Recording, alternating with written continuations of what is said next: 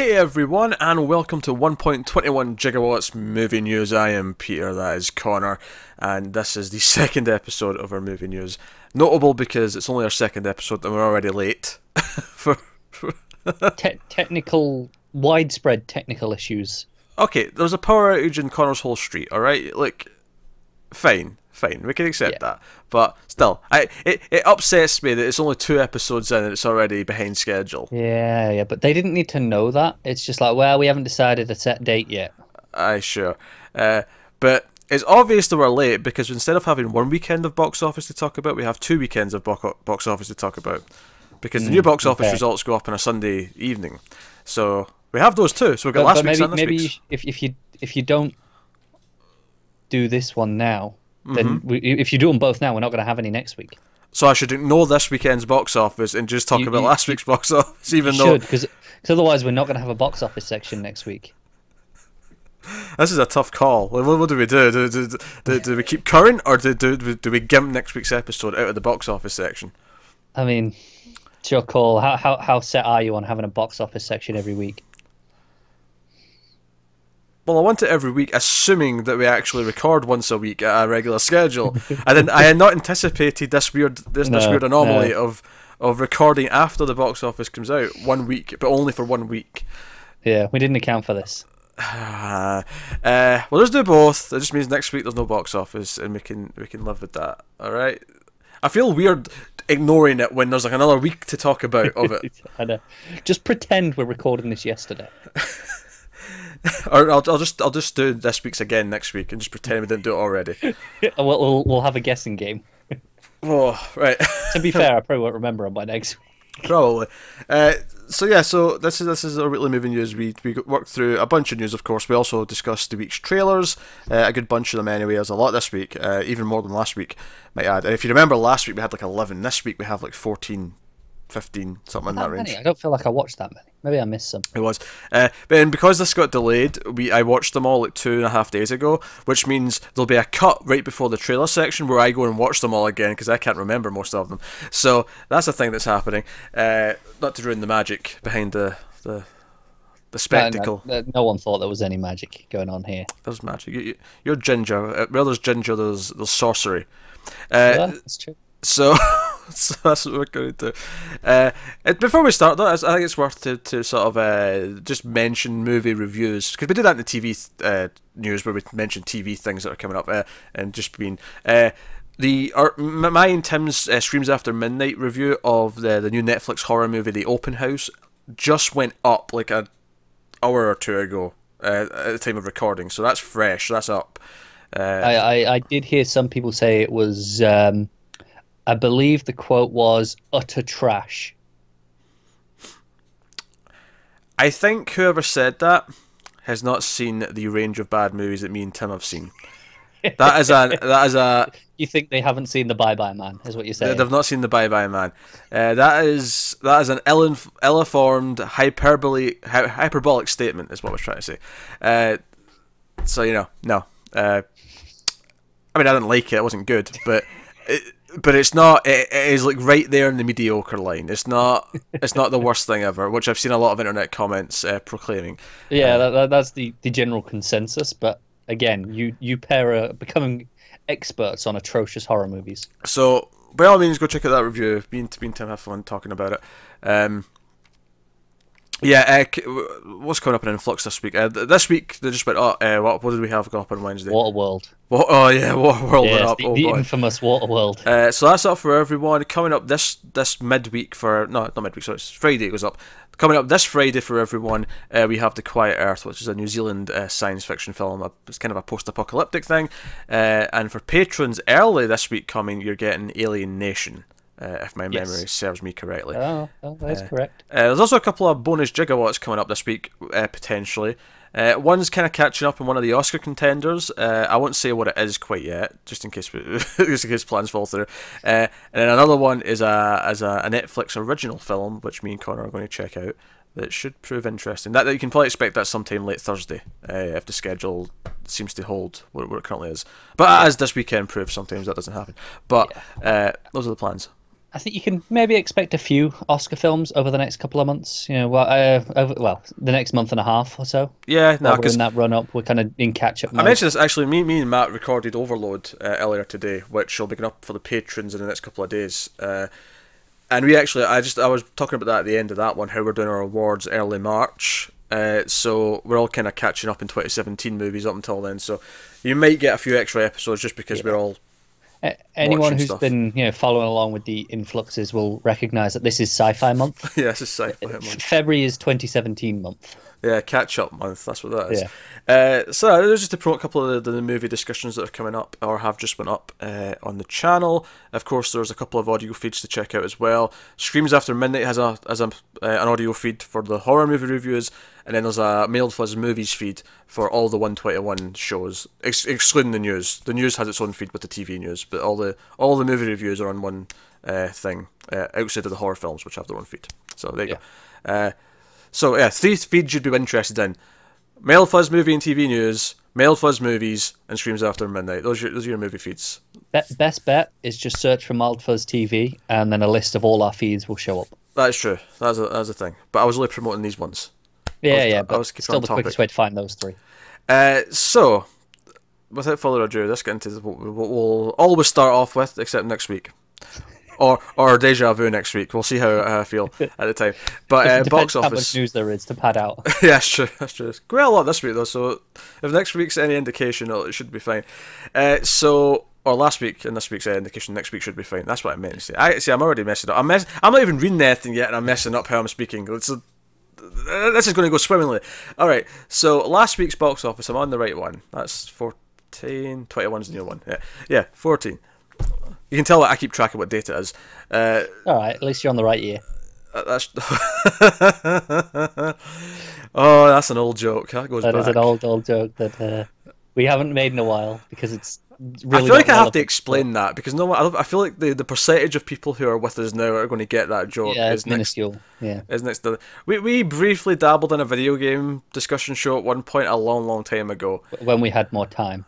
And well, that was before we did as much movie and TV stuff. We just focused in on what we were doing better at, and the video game wouldn't get left behind. But we used to do the weekly top 10 of the games sold, and Connor's the one who arranged the news for that one. And on this particular week, he put in the top 10 for that week, but for the previous year, and sat there and read out this top 10. And it took until the 9th one before we realised, wait a minute, something's amiss here. Yeah, it goes to tell you a lot about the gaming industry, that it was, okay, there's a Call of Duty, there's a FIFA, None of us clocked on until there was like, hang on, that wasn't this year. I haven't made fun of you about that for a long time. No, you haven't. That was good. It just shows to go, time, all jokes fade in time. We do, like except tears, ginger jokes. Like tears in the rain. Topical movie reference. That's a movie reference, yeah. Anyway, so last week's box office, which is the one we should be talking about because we normally record this in theory late Friday. What do you think number 1 was? I have no idea. I can't think that far back. I don't even know what was the week before, and we spoke about that last week. It was the same as the week before. Does that help you? It doesn't. For the 4th weekend in... actually, it's not in a row. It wasn't number 1 the first weekend, I don't think. But it's this 4th week. I don't remember at all. Is it... It's Jumanji. God damn it. Okay. Jumanji number 1 again with 28.1 million. I went to see that this week. Oh, there you go. Topical.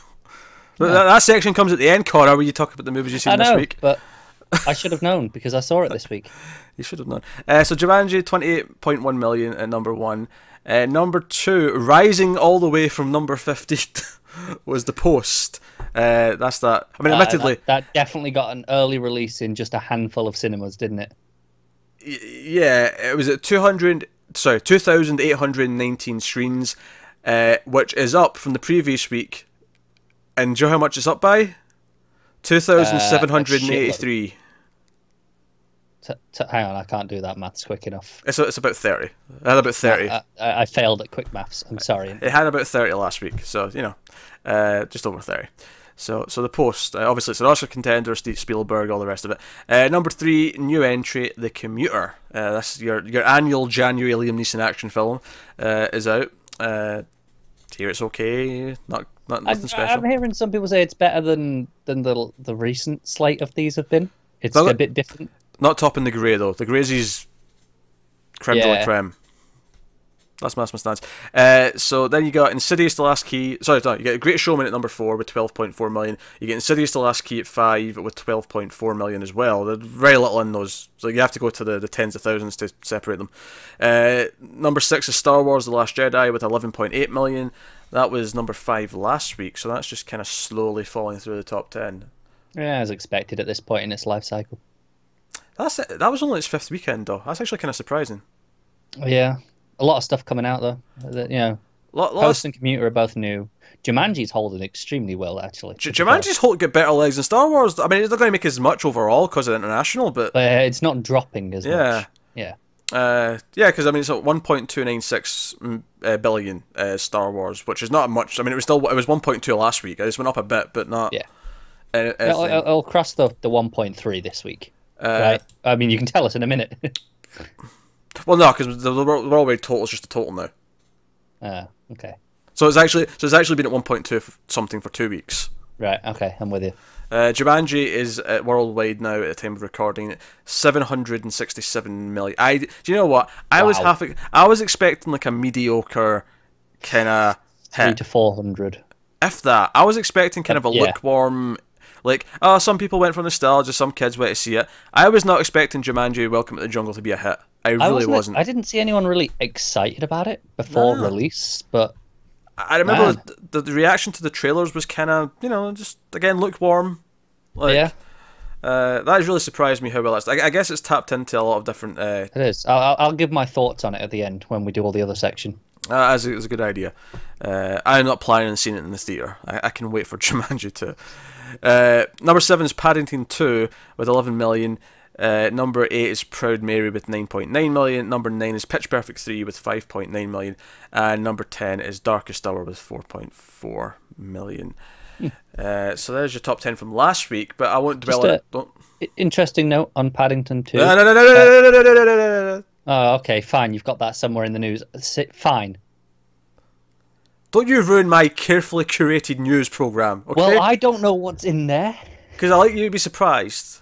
Well, I'm not going to be surprised about that one. Well, not about that one, but I want the audience to be surprised now, because I don't want you... All right, fine. No interesting tidbits from me. Good.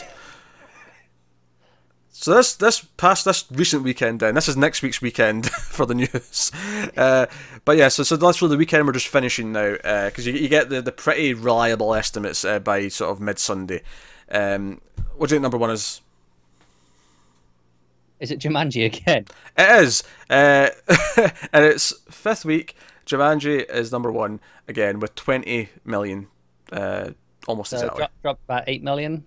That's not bad for a 4th to 5th week. 28.7% drop, which is good. Number 2 is a new entry called 12 Strong. I'm not super familiar with that. That's the Chris Hemsworth one about the horse soldiers after 9/11. I'm looking forward to seeing it. Looks all right. I think I saw like a TV spot for it because all the posters are Chris Hemsworth with the rifle riding on a horse. Nah, no poster, but I saw a TV spot. Maybe it was a YouTube ad before I watched something else, but it was like it was basically just him looking at the soldiers going, "Anyone know how to ride?" And someone goes, "When I was 8." So I'm not particularly fussed about it. If you tell me it's good, maybe I'll be interested. But I don't think it looks amazing, but I'm like, yeah, while I'm at the cinema one day, go on then. I don't know if it's technically a war movie, but like it's got that vibe to it where I know what you mean. Yeah, intrigue me. Number 3 is Den of Thieves. That's the Gerard Butler movie, 15.3 million. I have no interest in this one. I got the trailer for this a couple of weeks ago, and it looked just abysmally mundane. I got the trailer this week when I went, and I was like, yeah, I'm not going. And to honestly, see this. poor taste. I don't know if in 2018 is the time that I want a movie about a group of cops who shoot first and ask questions later. Like, no, I'm good. That's a very reasonable point. I don't. Also, just looks boring as shit. It does. It's so bland. Number 4 is The Post with 12.1 million. Number 5 is The Greatest Showman with 11 million. Number 6 is Paddington 2 with 8.2, which is actually up one place. That one. The other two have went down a couple of places. Number 7 is The Commuter, so that dropped 4 spots. From number 3 from the previous weekend, 6.6 million. Number 8 is Star Wars The Last Jedi, that's dropped in all 2 places, 6.5 million. Number 9 is Insidious The Last Key with 5.9 million. And just curious, because that had a budget of about $10 million, it has made 126 million worldwide. Well, I mean, we're definitely getting a 5th one then. The general rule is to double the budget for the actual what they need to break even because of the marketing costs. But even at double, I mean, I wonder if that doesn't count though when it's that low. I feel like when it's that low, the marketing has to be more than double, like total. Maybe it depends how hard they market it, doesn't it? I feel like Insidious though is these type of horror movies. I feel like I see those are the ones that I see a lot all over the place. No, that's a fair point. I feel like the marketing budget's probably like 30 or 40 million, but then it's still they still make that back. It's still easily made. Yeah. Whatever it is, it's well into the profit. Because it's a good. I mean, that's a good rule for the big stuff. Because a movie that's about $100-200 million. Yeah, I mean, doubling it almost seems too much. Although I'm pretty convinced it's not. Like, it's actually quite believable. It's not. With the amount of TV spots they run and everything else. Super Bowl spots are a big one that eats up a lot of cost. Yeah. And then lastly, number 10 is Forever My Girl with 4.7 million. I have no idea what that is. I also have no idea what that is. It looks like a cheesy rom-com. The poster is a man and woman holding hands. He's got a guitar over the back of his his back. Yeah. It's on his back. It's not on his front. He's got the strap coming down. I followed. No, never heard of it. No, me neither. Probably will never watch it. Looks like one of those. Nicholas Sparks, is that the guy, the author? Aye. That's one of his. So. I don't think it is necessarily, but it looks like one of his. It'll be one where if it's on a streaming service one day, the girlfriend might put it on and I'll be in the room and watch it. That tends to be the way I experience most of those type of movies. Yeah. So that's the box office charts. Obviously, that means there's none next week because we've done 2 this week. But tagging onto this, I'm pretty sure this is what Connor was going to tell me about Paddington 2. I kind of tagged this into the box office. Probably is. Paddington 2 is officially the best reviewed movie in the history of Rotten Tomatoes. Yeah. That's insane. Do you know what's funny? I remember when the first one came out, and I've actually seen the first one, believe it or not. I ended up Shockingly, I haven't. And it seems like it's right up my street. I should have seen it. I've seen it twice. Wow. Did you like it that much? Or just... No, it was okay, but I saw it the first time because I needed to kill time. So I went to the theatre just to kill a couple of hours, and that was I hadn't seen that, and it was playing, and I heard it was good. I had a good reviews, so sure, why not? Might be fun. Even though I have no attachment to the character of Paddington in any way, shape, or form. It was fine. It was fine. It's a solid kids movie, family film, right? And then I had friends who wanted to go, and they dragged me to it like a week later. So I saw it twice somehow. I might watch the first one this week and then go and see 2. But. So yeah, it's had 167 reviews on Rotten Tomatoes, and all of them are fresh. It beats, for a long time, the record was Toy Story 2 with 163 fresh. That was actually beat recently though with Lady Bird. However, Lady Bird then got a negative, putting it down to 99%. Yeah, this is the 4th movie at 100%, if I recall. Only the 4th. I felt like there'd be more than that. No, only 4 on Rotten Tomatoes. No, but I assume that's only if they've got X amount of reviews. I feel like... Oh, yeah, it won't count the ones that'll be like, have 20 reviews. Yeah. It'll be like above the standard... Because there's a standard threshold that it has before it rates something fresh or not. So it'll go from, whatever that threshold is. Well, yeah, it still rates it fresh on the page if you go and look at the movie. Yeah. If it has 10 reviews and it'll still say 100% fresh, but it won't count in the charts or anything like that. Yeah, exactly.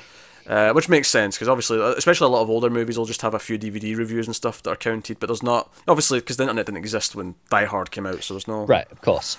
Well, the internet as we know it, before some wise ass tells me that the infancy of the internet was there.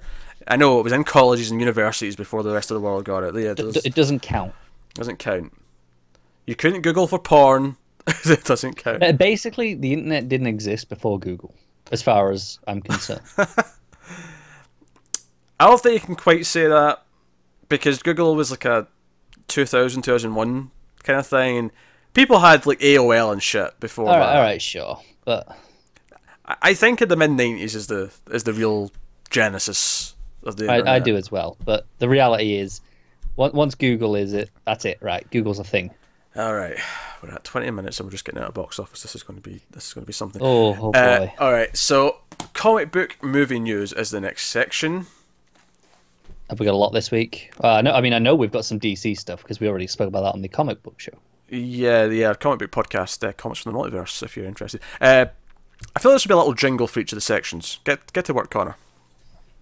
All right, you could have told me 3 weeks ago A little, you wanted these. I don't know, comic book movie news section, and then Little superhero theme. Yeah, and then trailers, maybe like the sound of like a film projector or reel or something. I don't know. I'll get on this. I get to work. Maybe not this week because I've got a film to work on, but in the next couple of weeks. Every week we don't have it. Send them nasty messages on Twitter. It's all right. I'm ginger. I'm thick-skinned. All right.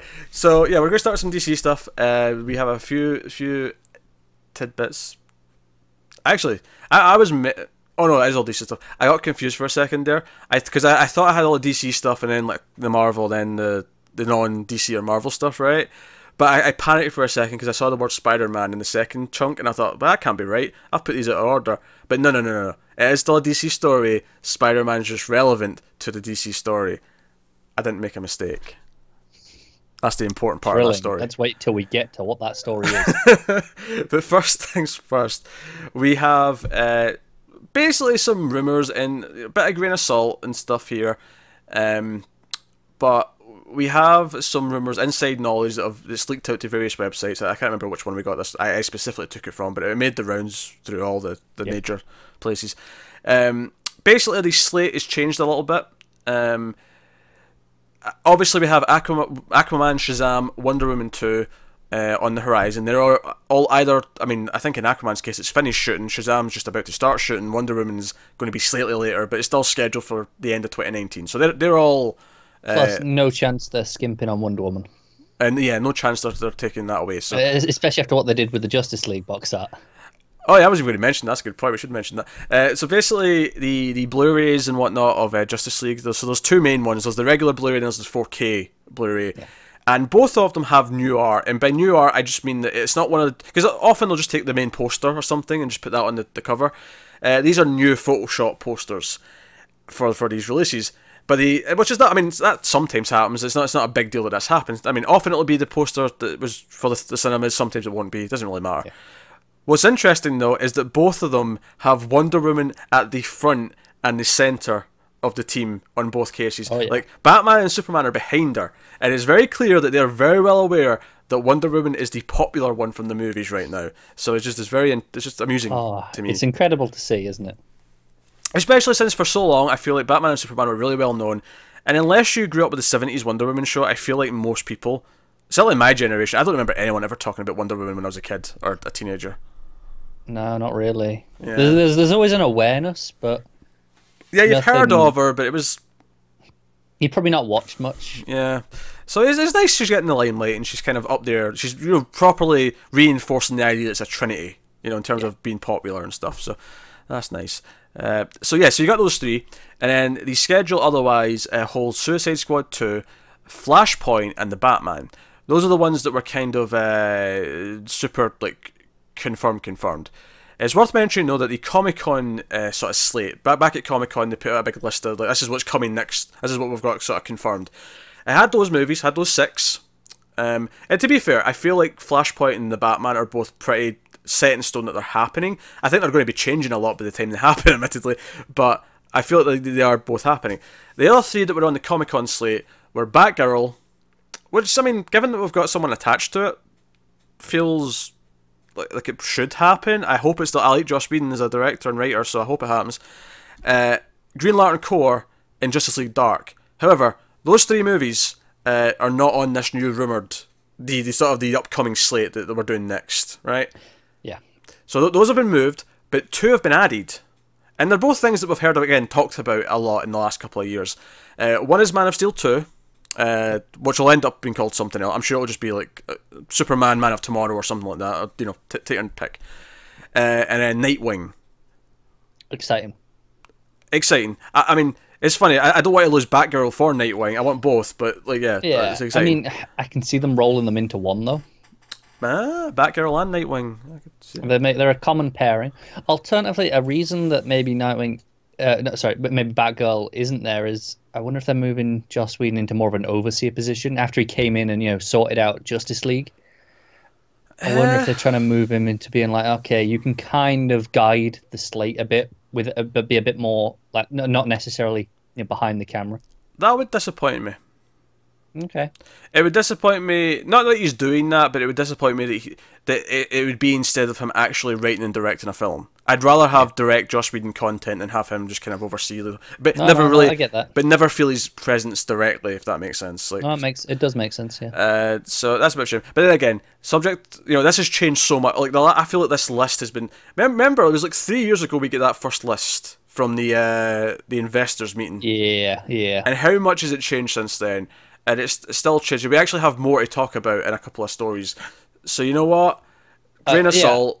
Yeah. The only other thing to say is, I'm upset about Batgirl, but not necessarily because of Batgirl, but just because, even though I'm a fan, but because, we had someone attached. I was looking forward to it because of that.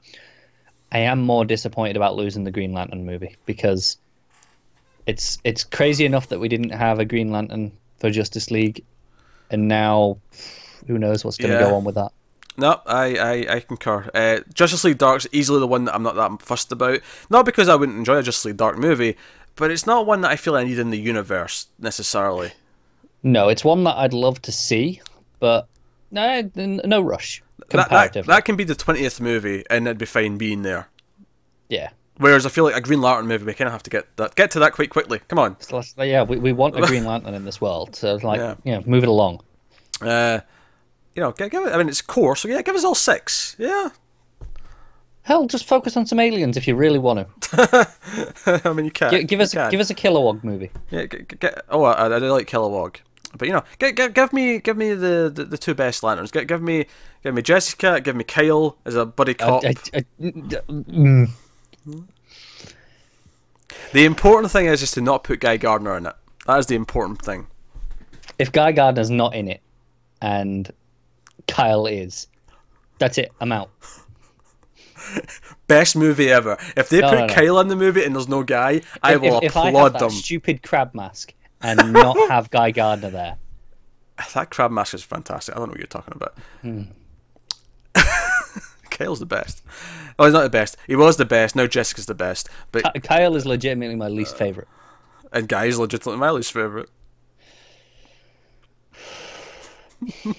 Guy would punch you in the face for that. Luckily, he's fictional, so I don't have to worry about it. Yet. I hate his costume as well. That stupid little sleeveless little jacket. You're not a fan of the collar? Nah. Still better than the crab mask. It is not. Kyle's 90s costume is like metal. Seriously. So that's the first thing. Next thing is we actually have new writers. I meant writers. My God. Jesus Christ, this is a shambles. No. See, I know why I'm getting confused. Is it someone who is a director? No. They are They're directing this, but they're typically writers. That's why I'm mixing my memories up here. Okay. They wrote Spider-Man: Homecoming. Good sign. Yeah. I mean, you weren't as into it as I was, but good sign for me. Yeah. I like it well enough. Yeah, and most people seem to be quite happy with it, to be fair. The consensus is pretty positive. Yeah. Right? Unfortunately, the stuff that they directed includes the Vacation remake. Okay. What's their name? I never actually saw that, admittedly, but Matt tells me it's terrible, and the trailer didn't look that very good, so thumbs down. John Francis Daly and Jonathan Goldstein are... I like the idea that a John and a Jonathan are friends. Yeah. It's the same name. Pair of Johns, basically. Yeah. But it's the same name, but there's like a natural built-in... No. I'm John and you're Jonathan. Yeah. Jonathan's clearly the more mature one. I would agree if he wasn't missing the H. Oh, okay. Jon feels more immature to me. That's childish, yeah. No, I've not seen this in front of me, so... Unless there's an apostrophe in it, Jean, like John Jones, in which case it's really mature. It's like the most mature. Yeah, definitely. Anyway, so they've been hired, or they're not hired. They're in negotiations to direct Flashpoint. That was the news coming out here. Right, because we haven't gone through enough people for that yet. This is notable because they're like the third or fourth directors to take the chair. And actually, interesting. Apparently, they offered it to Ben Affleck, and he turned it down. Probably because he's like, nah, I'm fed up with this shit now. Well, there's also those rumours that this is going to be his last one. Like, Flashpoint will be Ben Affleck's last time as Batman, which is actually kind of perfect, because what they do is, if you're familiar with Flashpoint, is like, you know, Barry changes the timeline and a bunch of things changes because of it. When he comes back to, like, you know, the new version of the timeline, have the new actor be Batman there. Just don't address it. Just don't address it. Like, now it's Jake Gyllenhaal. Great. Like, why not? Perfect. But moving on, so here's the next thing, and I mentioned there was going to be more movies, like sort of potentially in development. Isn't there always with Warner Bros? There is, but you know how we've been getting a lot of Harley talk and even Joker talk, with lots of Joker movies and stuff. Apparently, as much as we said Suicide Squad 2 was kind of in the slate, apparently they're actually debating which movie is right, because they want her back as, they want, you know, Margot Robbie back as Harley Quinn. Like, they're excited about that, but they've not entirely decided apparently which movie they want her to be in. They've got 3 potential options apparently right now. Insiders told The Wrap. That's where the source of this information specifically is coming from. So, interestingly, the obvious one, Suicide Squad 2, which would be a sequel to obviously the first one. There's also rumours that might introduce Black Adam in that movie, and Black Adam will be like the weapon of mass destruction that the team's after. That'd be the plot, which doesn't sound terrible. That said, the plot in the first one didn't sound terrible either until I saw it. So that's a fair point, right? But apparently the other 2 movies that are potential, and the first one's interesting because it actually specifically says that Margot Robbie is actually becoming a bit of a DC fan. Ever since she's like become part of it, she's been getting into the comics apparently, and she likes Birds of Prey, and she would love the idea of a Birds of Prey movie with Harley Quinn in it. I see her as being like the uneasy ally towards the main 3. Yeah, if that's what we're going with. That's an okay idea. Actually, I probably like this one the most out of them. Actually, I'd love a Birds of Prey. I mean, admittedly, maybe this is why Batgirl's not 100% on the slate, because you don't really necessarily need a Batgirl and a Birds of Prey movie, because Batgirl's part of the Birds of Prey. That's true. Double those up. Yeah. I mean, would that mean that Whedon would transfer and be doing Birds of Prey? I mean, he'd be right for it. Maybe, but maybe he doesn't want to do a Birds of Prey thing. He just wanted to do Batgirl, so you maybe lose him because of that.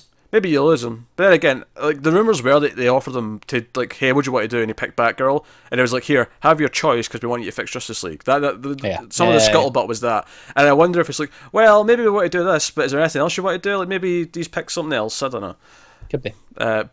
Or maybe he's just gone, which would be unfortunate, but hey.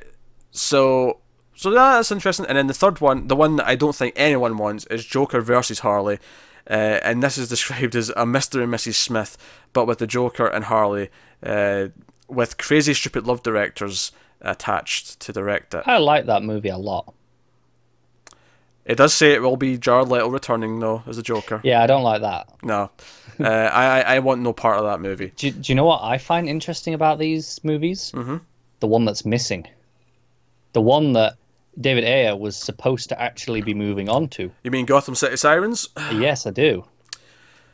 Well, this is the thing with the DC Warner Brothers news of the last couple of years, is that every time we get a new thing, it seems to either contradict or just flat out ignore one of the previous bits of news. Yeah. This is no exception. And obviously all it does is create this air of uncertainty and, like, just, you know, there's no one at the helm steering the ship. Well, that's the thing. We don't know if this is just total bollocks and, you know, it's coming out of nowhere, or if this is true right now. Yeah. I mean, the Joker Harley one kind of fits with that previous 3 Joker potential movies thing that we had a while ago. Yeah. And it's worth noting, we did recently get someone else in at the, you know, in charge of the DC movies, right? Working alongside Jeff Johns. Well, that was like a few weeks ago. So, I mean, he'll just be sitting into his chair and getting warm and right. Yeah. But I'm thinking, okay, no, these are like, okay, these are the ideas that we want to be wearing. That's the sort of guy this could be coming from. So maybe that lends credence to these being true. And, you know, the changes is he's coming and going, no, we're doing this, and this instead. That could be. Yeah, could be. But anyway, as much as we're bigger DC fans, the DC movie slate in the news is kind of exhausting and somewhat depressing at times. So let's move on to the one bit of Marvel Cinematic Yeah, the one bit of Marvel. I mean, unless you're counting the Venom movie, but I don't know if you would. But do you know what's funny actually? On like, was it I think it was the comics podcast for the multiverse. I accidentally said something like, "Oh, tune into this week's movie news show for some Black Widow news," and then I said, "Oh wait, no, that was last week. Ignore that." I didn't have to say that because we got a Black Widow update today, and I would have sounded like just totally right the entire time. You'd have sounded like you knew something that everyone else didn't. Yeah, admittedly, it'd look like we have sources. Grain of salt, because the Daily Mail's hardly a source that I would find reputable. But websites were reporting it, so I'll mention it. The speculation is that Marvel have got 3 mystery dates in 2020. We know one of them is going to be Guardians of the Galaxy 3. Right? Yes. James Gunn basically confirmed that already on the Twitters. But now the scuttlebutt is that Black Widow's solo movie would also be one of those 2020 movies. Which makes some sense. I feel like if you're going to do a Black Widow solo movie, it has to be sooner than later now. Because, we've already had Scarlett Johansson in these movies for 10 years almost at this point. Yeah, because she was Iron Man 2, yeah, right? 2010, so it's been 8 years she's been doing these. Oh, man. How shit is it for her? Okay, right, all right, we introduced you a decade ago. Fine, you can have a movie. Yeah. I feel like, yeah, you want to do it sooner. Because she's going to want to leave eventually. And, give her a nice big movie. Oh, do you know what? With that, so I think I could see it opening against Wonder Woman 2. Nah, because Wonder Woman 2 is the end of 2019. Oh, is it? Do we have a date for that now? Yeah, we have a date for that. It was November, December 2019. I can't remember. I don't know. I don't have it in front of me. Yeah, slight delay. It's fine. Well, and actually, that was funny. Someone pointed out this week is that Shazam and Captain Marvel are a month apart. A month? I thought it was closer than that, but okay. Yeah, so one's March, one's April, 2019. All right, okay. Which is insane that the two Captain Marvels end up being that close together in movie form. It is. It's just one of those things that just line up. So next up, so rumours again, a lot of rumours with these comic book movies that what's his face, Tom Holland, Peter Parker, is going to appear in the Venom movie. Although they're being very specific with their wording here. Not Spider-Man. Peter Parker will appear in the Venom. I mean, that makes sense in some ways. They can, It makes more sense than not having him at all. I'll give it that. It does. It murkies up what's going on with the Fox universe in general, because obviously they've got Spider-Man is in the MCU, but then we've been kind of going on the assumption that all these spin-off things were a separate universe. Because why did you say Fox? This is Sony. So I don't know why I said Fox. I blanked for a second. I thought you were going somewhere with the deal, and then you just kept talking. I was like, no, I think you meant Sony. Yeah. I did, clearly. But too many companies have all the different Marvel rights. Just get them sorted. But anyway. Well, not anymore. Not for long they won't. No, that's a good point. The Disney and Fox unifying kind of clears up a lot of them. Yeah, just leaves this one. But my point was, we've been kind of under the impression that all the other spin-off stuff have been kind of their own separate universe, not connected, because they told us that Spider-Man wouldn't be in them. Yeah. At one point, anyway, they did. Clearly, things are changing. It's changing. I mean, Isn't that shooting soon? Sorry, I just shooting those pictures of. Oh, is it? Okay. Hardy. Is that still out this year? I think so. Yeah, I think it's like October or something like that this year. Yeah, too many comic book movies this year. There was a lot last year as well. I had like 6 of them last year. I think there was like 8 this year. Oh, well, I mean, one less now that we lost New Mutants. Yeah, and there's only one DC movie, so that kind of narrows things down a little bit. Yeah. It was like having 3 Fox movies that kind of inflated it this year a little bit. But yeah, because we got 3 Marvel movies. Now we have 2 Fox movies, and we got the animated Spider-Man. So we got 6 off the top of my head, unless I'm forgetting one. Plus Venom. Oh, plus Venom. You're right. Yeah, plus Venom. Yeah. So I don't know. Moving on, Todd McFarlane has been talking about the new Spawn movie. Just a quick thing, but apparently they're officially casting it now. Oh Christ, this thing's still happening. It's apparently he's writing it, he's directing it, and Blumhouse, our favorite production company, is behind it as well. So maybe that'll be why it's happening. They're going, yeah, whatever, sure, we'll give you 10 million. We don't care. Jason Blum is single-handedly reining in Todd McFarlane. But hey, so that's the comic movie news. So that'll take us on to regular news. Instead of doing the updates and new movies, because it was really hard to distinguish between some of them for obvious reasons, it's just news part 1, then trailers, then news part 2. Format change already. But it's not really, it's a naming change, it's a titling change, not really a format change. It's a slight format change. Shut up. So first things first, very quick but very good. We have a release date for Duncan Jones's Mute. We actually talked about the tweet last week about how Duncan Jones said, "Oh, it's next month." Well, now we have a date, February 23rd on Netflix. Mute, science fiction film, low budget. Duncan Jones, I'm in. Yep, I'm 100% certain we will be covering this. Oh yeah, we will. Absolutely. I know nothing about it except what you told me last week, which I barely remember. Yeah, at this point, I'll probably just avoid the trailer.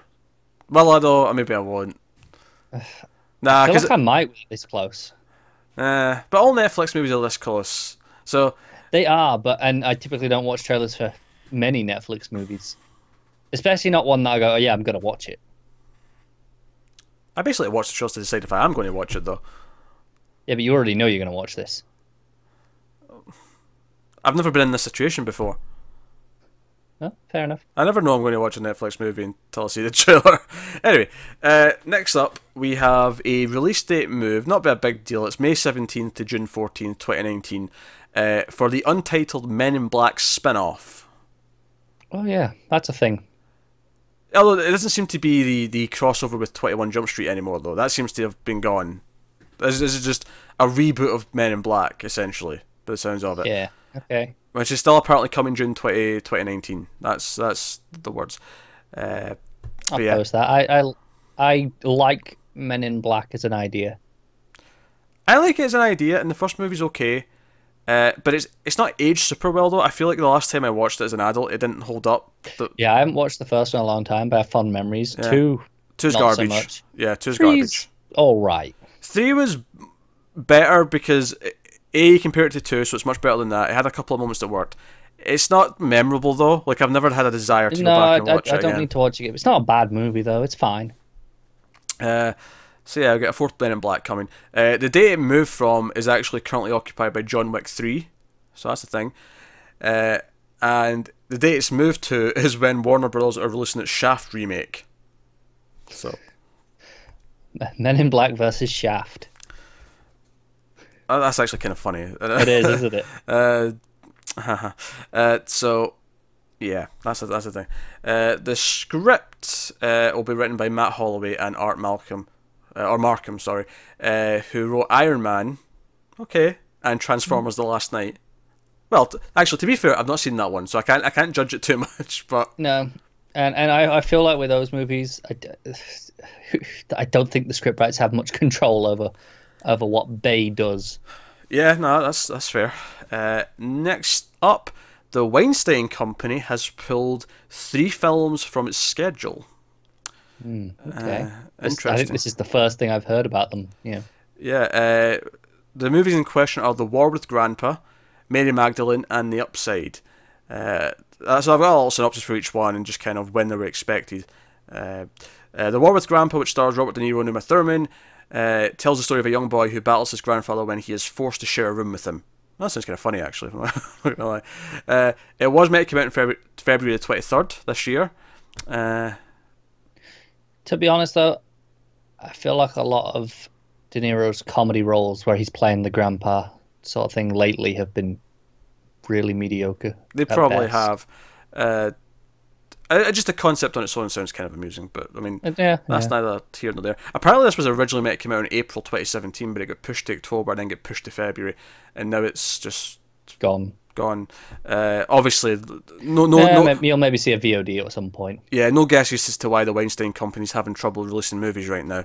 You're getting no points for guessing it. But the next one's Mary Magdalene with Rooney Mara and Joaquin Phoenix. Follows Mary Magdalene, biblical figure, blah blah blah. That was meant to come out on March 30th. Now it's nowhere. It was that was delayed as well. That was meant to come out in November. And it got pushed to March. I remember this one. And then the last one, The Upside, was meant to come out on 9th of March as a comedy starring Nicole Kidman, Kevin Hart, and Bryan Cranston. and it was a... Oh, that's right, I know what this is, actually. This is a remake of The Untouchables, which I have seen that movie. It's a French movie about a paralysed man who gets, like, who befriends his carer, who's like this sort of ex-criminal, and they kind of bond. It's a pretty decent movie, but this was going to be the US remake of it. So it probably would have been shit. Yeah. I didn't know what the remake name was, but so it wasn't until I read the last bit saying what it was based on. Do you know what? I feel really bad for the cast and crew of any movie that this happens to, because it's like, you know, you put a couple of months of work into a movie. You know, even the smaller, the actors who just come in for 3 or 4 weeks. Yeah, a little bit. So, I mean, the directors put in a year at least. Yeah, exactly. Maybe 2 years. They'll still get paid. The flat fee. They won't get anything, obviously. For most of them will have deals for percentages after the box office. But I just feel bad for them. The work being going to waste. No, I agree. Actually, none of those were particularly ones that I was excited about or even knew about until I started reading that. Again, they're not things that I would have watched necessarily or cared about, but I just feel bad for them going, I put work into that. Now no one's going to see it. No, that's fair, that's fair. Next up, Steven Spielberg is deciding which his next film is going to be. There's 2 things on the horizon. The scuttlebutt is that he is going to direct the next Indiana Jones movie, and then go on to his dream project of remaking West Side Story. Oh, yes. I'll be honest, I feel it's a bit weird. That's his dream project? That a dream project is a remake of something else. That's a bit weird to me. It is a bit, yeah. He clearly has a vision for it, but... Yeah, this is coming from several sources, apparently, according to Deadline, I think I got this from. Apparently... going back to 2015, the general idea is that Spielberg wanted Chris Pratt to go into this 5th Indiana Jones in the relaunch. Surprise, surprise. I mean, he's basically shocking no one. He's basically Han Solo on Guardians. Why not make him the new Indy? He is basically the new Harrison Ford, isn't he? To a large, he's a bit goofier, but yeah, he's filling that slot. But so. That's a thing. Disney apparently has it dated, and they've had it dated for about a year, for some time in 2020. So sounds reasonable. So we might be seeing Indiana Jones 5 in 2020, which shockingly will be 12 years since the 4th one. In fact, it's been that long. It's been 10 years since the 4th one just now, which makes me feel. I said this twice. I said it in streams to Tim. I said it to Matt on Overload. I'll say it to you in this. It's been 10 years since The Dark Knight. Feel old. Shit, it has. Because I've not got it in the news, but there was news this week that some theatres are putting a 10th anniversary screening on later in the year. Oh, that's terrifying. It is terrifying, isn't it? Just think, when The Dark Knight came out and you thought about 10 years ago, you were like in single digits. Yeah. Now you think about 10 years ago and you're like, man, I was like in my late teens. Yeah. Maybe mid-teens in your case, but either way, you were old enough that you can remember the time quite vividly. Old enough that I went to see The Dark Knight. Exactly. And loved the movie. Clearly. Without your parents as well. Of course. Yeah. Exactly. Yeah. So, we're getting old, is the thing. So, next up, this is a kind of an update on one of last week's stories. Gemini Man, if you remember, Will Smith's in it. This one. Yeah. Clive Owen is in talks for the villain. That was the story last week. We also last week had 3 actresses up potentially for the female lead, and we have that update now. Mary Elizabeth Winstead was one of them, and she has won the role. She is going to be in Gemini Man, and I like her a lot, so that's cool. Me too. I remember. I can't remember who all the other choices were, but I remember liking all of them. Tatiana Maslany and Elizabeth Debicki. Yeah, okay. I remember them all being solid choices. Yeah, and a lot of people told us in the comments last week that Elizabeth Debicki was in Guardians 2. She was the gold villain in that. Cool. And if you don't she was gold. Forgive me for not recognising. If you don't remember, this is a film about a over-the-hill hitman who faces off against his younger clone, and it's coming out on October 4th, 2019. So, at least... Sounds like a blast. I'm on board. I don't know what Ang Lee will do with this type of action movie, but I'm intrigued to find out. Yeah, me too. So, Pixar have got a writer for Toy Story 4. This is the thing. So Stephanie Folsom, who kind of is known somewhat because she got a script in the blacklist, that people are into. It's not been made into anything yet though, so maybe we'll see if it comes out.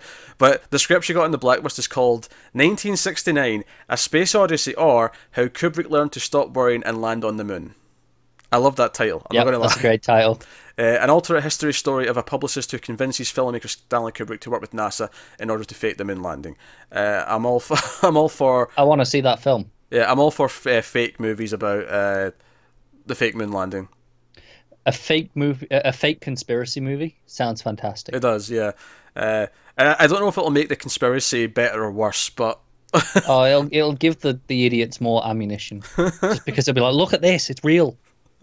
They know the story. They're just pretending it's fake. I really hope that the movie, if this ever gets made, the movie ends with just a black screen. You know, do you get the text at the end of True Stories that says, "So this is what happened after"? Yeah. I hope the text just comes up saying, "No, it was real, you idiots," and then just fades away. Like, just do that, please. Yeah, that'd be fun. That'd be good.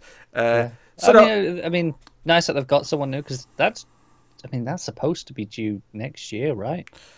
Oh, not anymore. It's not. Not anymore. No, Yeah. that was when, because we had Rashida Jones attached, right? Pixar movies take longer than that to make. There's no way it's coming next year. But it was dated for next year. She was also one of the writers on Thor Ragnarok, but did not get credited because the Writers Guild denied her it. What a bunch of dicks. She must have only wrote so much, or it was redrafted so much that she was no longer considered part of it. Yeah, But it happens, doesn't it?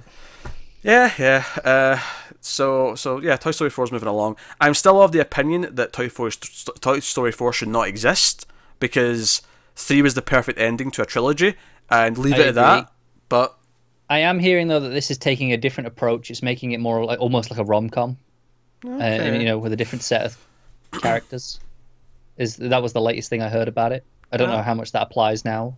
All right, well we'll see. I'm not thrilled by it existing. I mean, if it's good, it's good, then great. But I think 3 is kind of... I don't care. Incredibles 2 is happening this year, so nothing else matters. Next up, we got a casting for Creed 2, the villain boxer, if you will, Florian Munteanu. That's a cool name. He is going to be the son of Ivan Drago in Creed 2. Does that mean anything to you? Are you familiar? No, I'm aware who Ivan Drago is. I've not seen any of the movies, but I'm familiar enough that I vaguely know which character's which. Do you know what's funny to me about this? I remember, I love Creed. I actually think Creed might be better than any of the Rocky movies, right? That's how good Creed was. Did you see Creed? No. Right. I thought about it because it looked good, but I was like, well, I've not seen any of the Rocky movies, so... Really, really good. Ryan Coogler made a fantastic film. It was great. And it fit in with Rocky great as well. Rocky himself as a character was a good part of it. He was the trainer. Like, it all worked effortlessly to be this like new generation of Rocky. It was great. But one of the things that really cracked me up, though, is that he's Apollo Creed's son, who was in like the first 3 movies, and Apollo Creed dies in Rocky 4 because Ivan Drago gets in the ring with him and punches him so hard that he dies. But the thing is that always amused me is that Creed's a very good, serious movie, and Rocky 4 is a really silly good. There's a robot in Rocky 4, right? There's a goddamn robot. It's, hearts and fireplace, and I love it, but it's a stupid ass movie. And it always amused me in Creed that we were taking like sort of this the fragments of that, and it became this serious drama about this kid who felt unloved and like had to prove himself in the ring to feel like he was worthy of being alive. Like, that amused me. That is turned up to 11 with this, because now I'm imagining young Ivan Drago coming in, and I'm like, how is this going to be a serious drama when we're taking it from Rocky 4? Is he actually going to be coming in like, if he dies, he dies? Like, are we going to have that? Like, is Dolph Lundgren going to be his dad kicking around? like.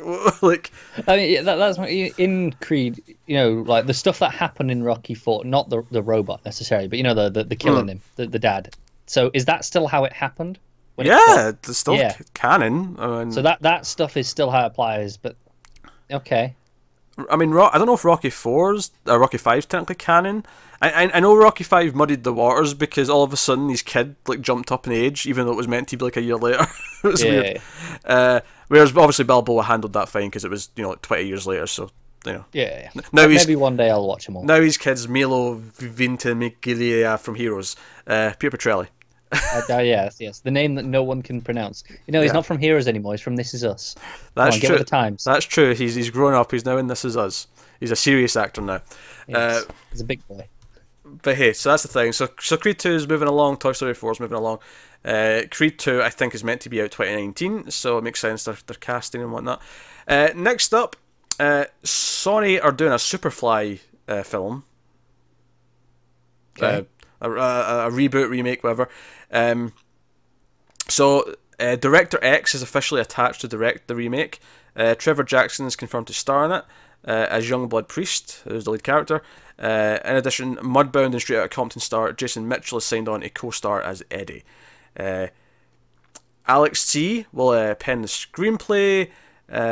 The original blaxploitation crime drama, which was helmed by Gordon Patrick Jr., starred Ron O'Neal as Priest, a followed African-American cocaine dealer who tries to secure one more deal before getting out of the business. Hip hop star is hip hop star Future. That was a weird name to read. I'm not used to just the word Future being a name, but yes, there you go. You don't pay attention to hip hop, do you? No, I do not. He's going to produce with Joel Silver, and he's also going to curate the soundtrack. So, okay, that doesn't inherently interest me, but it seems like if you're into this stuff, they've got a lot of names that should appeal it's funny, to you. out of all the films, that you just listed, of okay, people are attached from this. I think Straight Outta Compton might be the only one I've seen, which I enjoyed a lot. I did not see Straight Outta Compton, but actually, I mean, I like Foxy Brown's a really good movie. Just to think of a blaxploitation movie that I've seen. I haven't seen a lot of them, no. No, I should see more. Like, I really want to see Blackula. Like, I feel like that's if there's one blaxploitation movie I really want to see. So, like, Superfly remake. You're getting a Super. I don't know what a remake of a blaxploitation movie looks like in 2018 or 19 by the time this comes out, but no, still topical though. Yeah. So that's the thing that's happening. Next up, Stanley Tucci's been cast in A Private War. The upcoming movie about war correspondent Marie Calvin. Based on the Vanity Fair article by Marie Brenner, the film follows the exploits of American-born Britt Colvin, who was tragically killed in Syria in 2011. It takes in her fearless work in war-torn locales, including Iraq, Afghanistan, Libya, and Syria, which are juxtaposed with home life back in London. So, that does not sound like a cheery movie. Rosamund Pike's playing the lead. She was already cast. Okay. So, I like the cast. It does not sound like a cheery film to watch, though. It doesn't, but it sounds like it could be a good film. It absolutely could be. I sense potentially some award bait. It's the sort of movie where if I hear it's great, then great, I'll watch it. But if it's anything less than great, I'm not going to bother. I get that sentiment. Like if it's just a mediocre movie with a subject, I don't care. But if it's great, then good. So next up, we have A Million Little Pieces, which is going to be adapted by James Frey's book. It's going to start production in January. We've got some cast here for it. We got Billy Bob Thornton and Aaron Taylor Johnson, which is going to be directed by Sam Taylor Johnson. I have to assume that they're related. I mean, Taylor Johnson's a very... I believe married. Oh, I assume Sam was a he, but I think I'm pretty sure it's a woman. Is it his wife? Because I know he's got an older wife. Yeah, I've seen maybe I'm mixing this up. I've seen I thought it was. I've seen photos of them because I remember going, oh, she's quite a bit older than he is, because it was notable. Yeah, that's her. All right, cool. All right, there you go. So she's directing. Billy Bob and Aaron Taylor are in it. So we have that. And we have Carla Juri from Blade Runner 2049 is going to be in it. Charlie Hunnam's going to be in it. Giovanni Ribisi's in it. So you got a bit of a cast shaping up. Hunnam being the weaker link, probably. Definitely the one that I went, yeah okay. But he's listed like fourth, so he's a smaller role. Yeah. So Thornton plays the role of Leonard, whom fans in Frey's book will recall as the mysterious tough guy who became the guardian angel at a rehab facility for the protagonist, who tried to end his addiction problems before they killed him. Frey later wrote Leonard's life story in a follow-up book.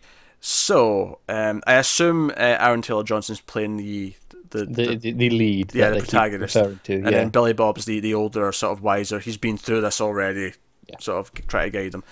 So no, that's okay.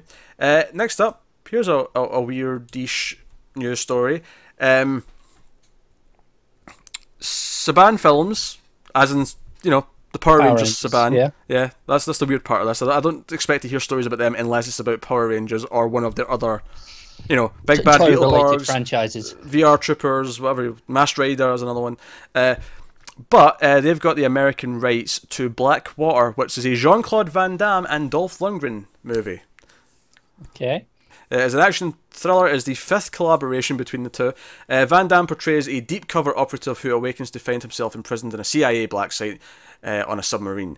With the help of a fellow prisoner and an amateur agent, he must race against the clock to escape the vessel and expose who set him up. The plot is next to irrelevant. It's a Van Damme action movie with Dolph Lundgren in it, which I've not seen.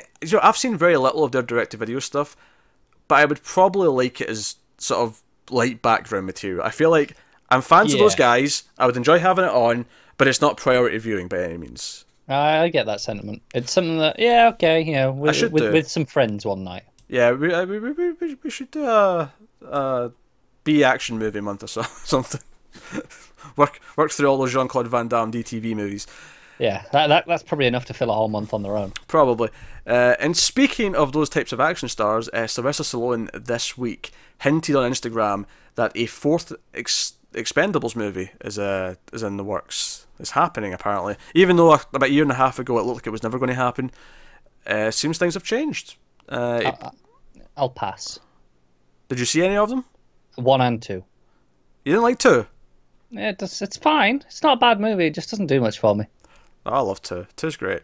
One of the 3 have their weak points. They all have their positive points. 2's kind of this is the one that nailed what I want from those movies. So if they can do a 4th one, he's promised it will be hard R and none of this PG-13. That was the big fault of the 3rd one, is they tried to water it down so that everyone could go see it. Yeah, I recall. I still had fun with it for the actors and the characters. Antonio Banderas was very good in it. He was the addition that made a lot of sense. Wesley Snipes had a couple of good jokes in it. But no, so that's cool. I'm all for a little bit more. Next up, we have a couple of casts for a new film which does not have a title yet. This was kind of a bidding thing. Basically, Universal won this pitch. Not a movie, just a pitch with some cast attached to it. It is a Christmas holiday film, and it is Jessica Chastain and Octavia Spencer who have been cast in it. And they both worked in The Help, so they're familiar with each other. Both are good actresses. I like both. Yeah, me too. But yeah, so not much plot to go to, except for one brief sentence which says it follows 2 women fighting the elements to make it home in time for Christmas.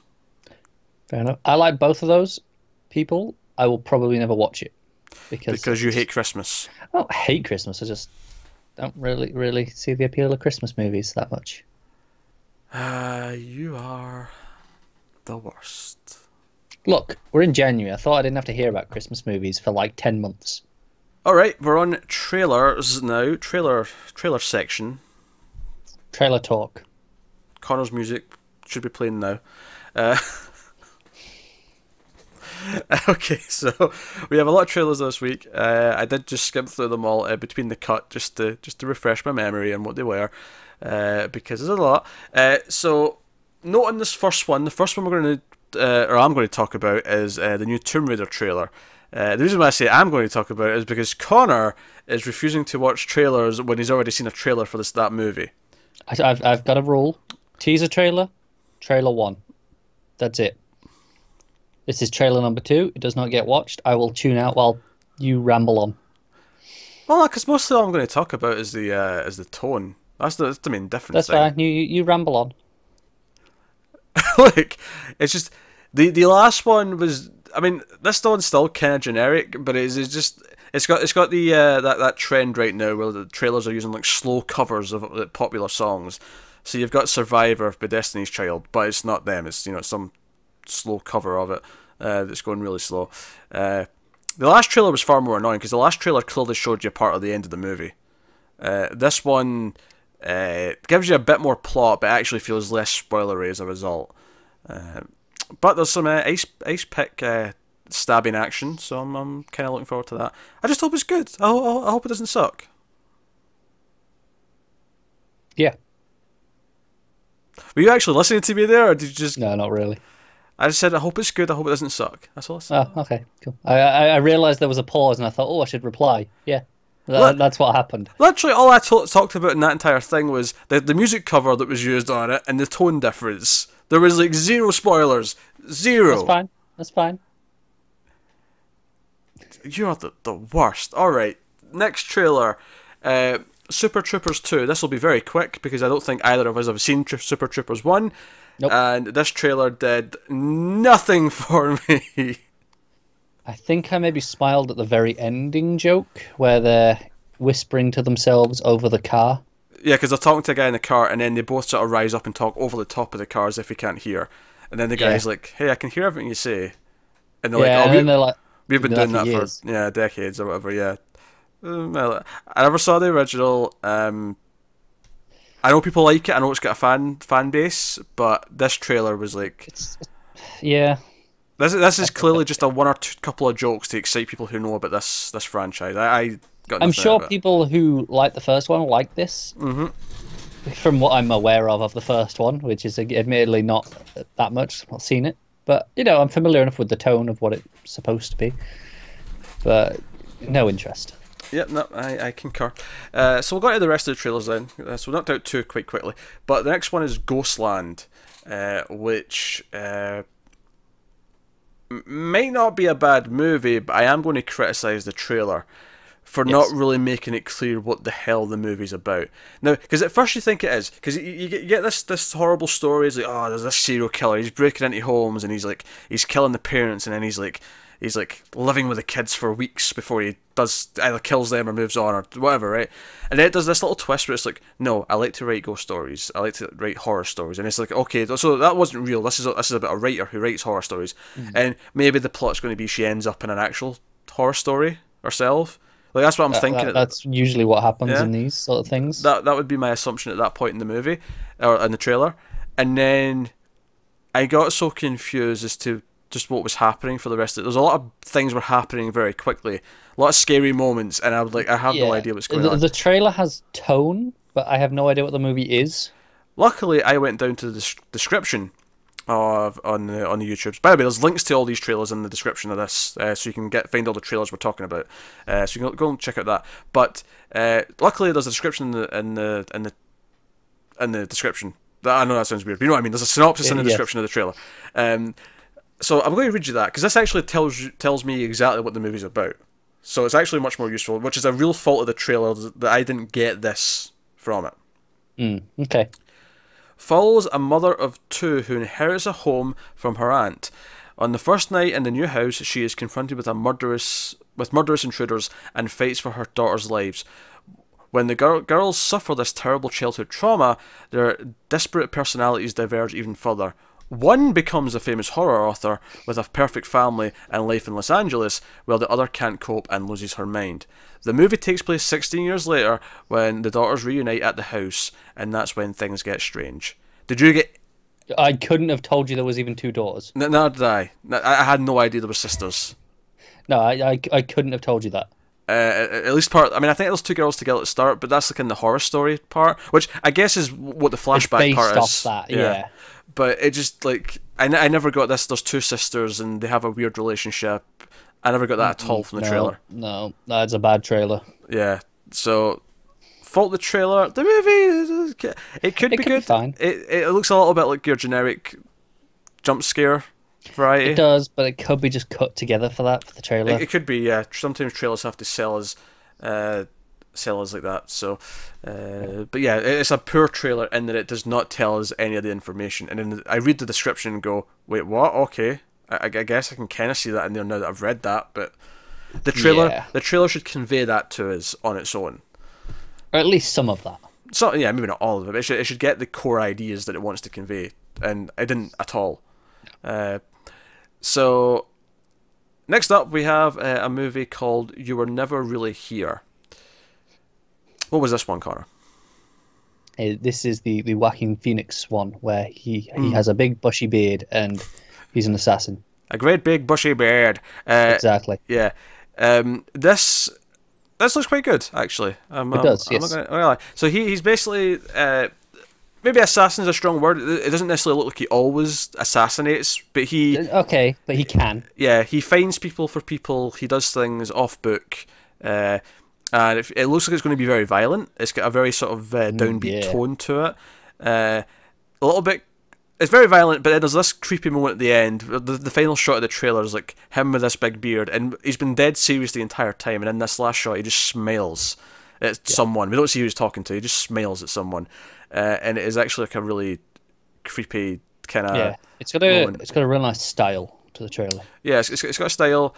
You get the feeling like he's like, I don't know if the movie's going to be like that he reconnects with humanity through like saving this girl, or if it's more of a taxi driver. He's just going further off the deep end as the movie's going. I'm not sure, but but no, I'm into it. I'm into watching it. So yeah, it looks cool. yeah, that's good. So that was You Were Never Really Here. Next, we watched a trailer for a movie called Birth of the Dragon, which is a movie about Bruce Lee, and we have an actor playing Bruce Lee. To his credit, I think he's doing a pretty decent impression of the voice, because as soon as he started speaking, I went, "Oh, this is about Bruce Lee." yeah. That's a good point. As soon as I was like, okay, I know what this is. Yeah, I know what this is. I'm not sure how I feel about the movie though, as a whole. Because they're doing the whole story, Bruce Lee came to the US. Some of like not his family, but like other like martial artists from China are not happy that he's training white people martial arts, and he like to prove himself. He challenges this other martial artist, and it looks like it's all going to build up to their fight. It feels like oddly lighter toned than I would have expected. It feels like they've taken his life and made it into a Bruce Lee movie, if that makes sense. Yeah, I mean, to back on Mike before I finish that sentence. Yeah, it looks, I don't know, oddly like it looks like more of a lighter romp than I would expect. Yeah, the fighting looked cool. The little snippets that we got. Yeah, fighting looked good. The problem is though, is that since it's meant to be the real life story of Bruce Lee, if the fighting gets too like hyper real, like martial arts, I'm thinking like Hero or stuff like that. Yeah, this is why I say it looks like it's taken the story and turned it into one of his movies, it's turned it up. I'm not sure if that works, and I'm going to say I that. don't know. Yeah, like I have no idea. I'm definitely intrigued though. I don't know. It's bizarre. Check out the trailer next month for yourselves, and see how you feel about it. And next month, you say. That's where this trailer says, yeah. Yeah, interesting. The title just says in cinemas February 23rd of the link that you sent me anyway. All right, cool. Maybe want to check out at some point. Next up, we had a movie called Beast of Burden, which has Harry Potter in it, aka Daniel Radcliffe. Took me a second. Yes, that is his name. Took me a second. It's because I didn't remember his real name for a second, so I thought I'll say Harry Potter. You'll know who I'm talking about while I stall for time. Think of the name. And then we have I don't actually know her real name off the top of my head, but Dom from Mr. Robot. I don't know her name either, but she's a better actor than Radcliffe is. Oh, absolutely. Daniel Radcliffe is not a very good actor at all. He's not. He has his moments, but overall he's pretty weak. Everything I've seen him in with an American accent, he has been dire. That's fair. He was in Horns, which wasn't a bad idea for a movie. It was based on a Joe Hill book. Just the horror one. Yeah, kind of a horror one. Yeah. He like I thought he was bad in that. I thought he was bad in The Woman in Black, which was a horror movie he was in. Yeah. And I actually liked that book. I read that book in school, so that was a rare occasion where I actually read a book. Yeah, I had the history of this book in my head, and I thought the movie just shut away all of the things that made it good. And Did you like the second one? I never saw the second one. Oh, was that pre-Screams? Pre-Screams, which is why I've not seen it. So no, that's the thing. And he was in a movie last year called Imperium, where he went undercover to fight white supremacists. Do you know what? His character in this looks like it's the follow-up to that movie in style. It almost does, actually. I never saw that, but I'm looking at this going, wait, so this is him he's trying to morph into that sort of role now. That's his thing going forward. Apparently, I don't buy him. I'm not saying, yeah, I'm not saying Yeah. he's good at it. I'm just saying that's clearly what he's trying to do. It's bizarre. I just don't think he's good. But so yeah, the plot of this is that he has done work for like drug mules in the past because he's a pilot. He can fly planes, but now the FBI or whoever, whatever, I don't actually think it specifies what organization it is, but I assume the FBI want him to like do another run for them undercover to like catch them. But in return, they'll give his wife the medical operation that she needs because she's sick. Yeah. And of course, this plot doesn't work in most of the planet because of healthcare. But but it works. That's the funny thing. He's putting on an American accent, but if it wasn't an American character, it would actually be that much of a problem. Yeah, no, it's a reasonable point. Your treatment starts on Monday. See you then. End of movie. Oh, I love it. This looks like shit. I want nothing to do with this. I'm never gonna watch this. Nah, I didn't watch Imperium. I know you and Matt did. We did, yeah. I thought maybe on that one. I thought I might give him a chance in that sort of role, and then you guys were like, "Nah, don't bother." So I didn't. Yeah, it was mediocre. And then I saw this, and I'm like, no, "I'm good." That's again, it just looks really mediocre. Yeah. You got him in a plane. Well, it looks like most of the movie. He's in a plane, and Yeah. I don't hate that idea. Like I love Locke, which is just Tom Hardy in a car, but he's Tom Hardy. There's a Yes, difference. he can carry that. Daniel Radcliffe can't. Yeah. Not even with Dom there to help him. And it's not like she's on the plane. Really find her name. Yeah, but she's not on the plane. So she's not going to be there that much once the plot really gets going. She's the motivation for the main character. She's not really going to be, It's just a good point. It's his vehicle. Yeah. So I was just looking at the description, seeing if it would tell me, her name. You know how they give the character. Oh yeah, and real say, name, yeah. The actor. No, it just says his wife. So not a movie, not a step forward for feminism. Then this one, it's all about the man. Yeah.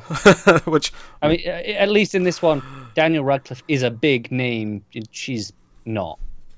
Oh, sure. Not that movies can't focus on the men. I'm just cracking a joke because I care more about her in this than I do him. I do as well. She's definitely the appeal. She deserves more cred. That's all I'm saying. All right, so let's move on. The next movie is called Bex, and this is an indie drama about a woman, a lesbian specifically, who moves away for college or something like that, but she's got like a girlfriend, long-term girlfriend, and she comes back to surprise her, and shock and horror, her girlfriend's cheating on her with another woman, and this has her end up back living with her mother, and she's just doing like small gigs at the local bars in her hometown.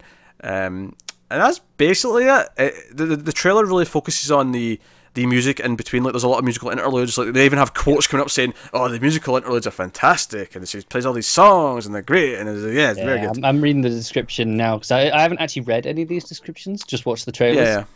Yeah. It's inspired by a real singer-songwriter.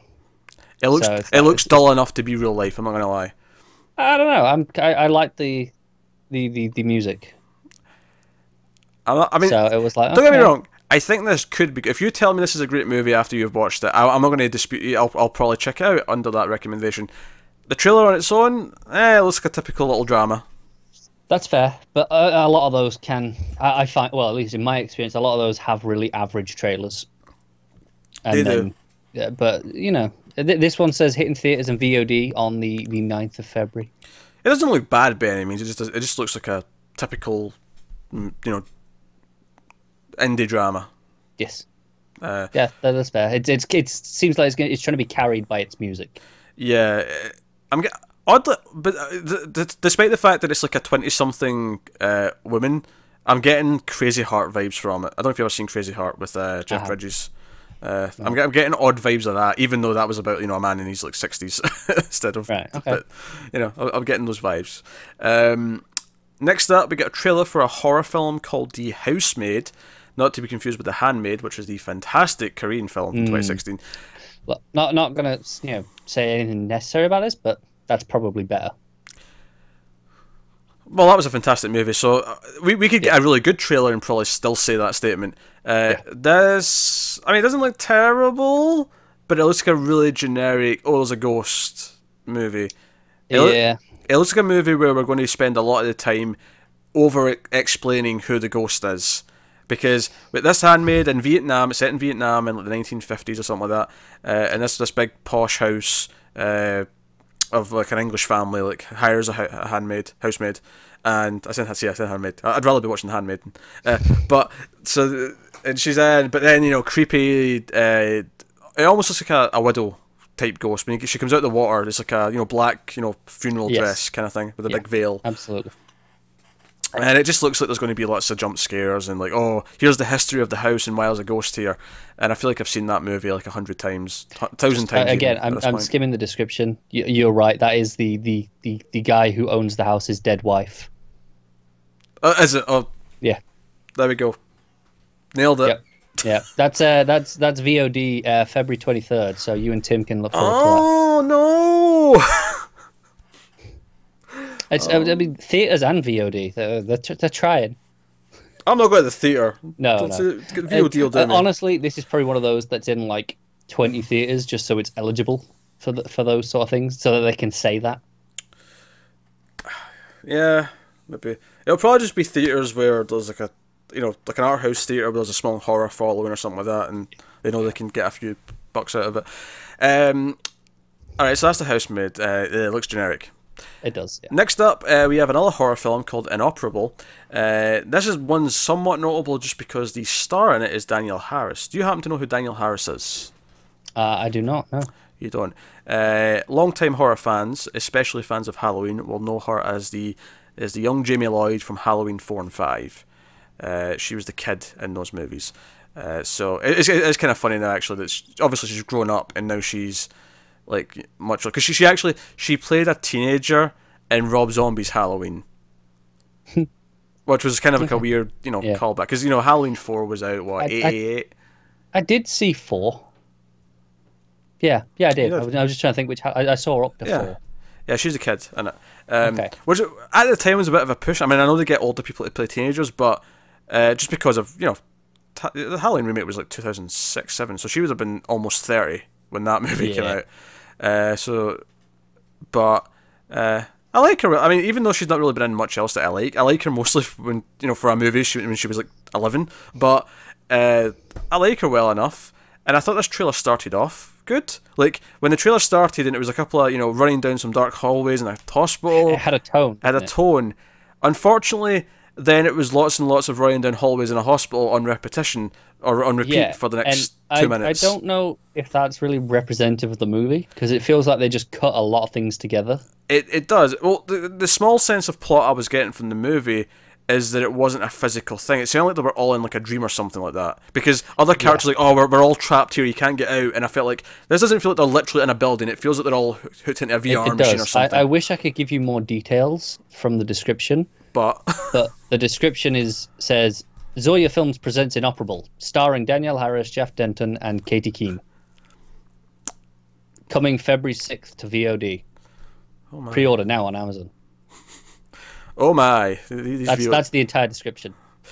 Well, we'll find out. I mean, it could end up being good. I do think the trailer was far too repetitive though, because it kept coming back to her running down a hallway, empty hallway. It's a poor trailer. I feel like maybe that's all the actiony things from the film, where all the escape attempts. So they've gone, oh, let's throw this together and have a quick cutting thing.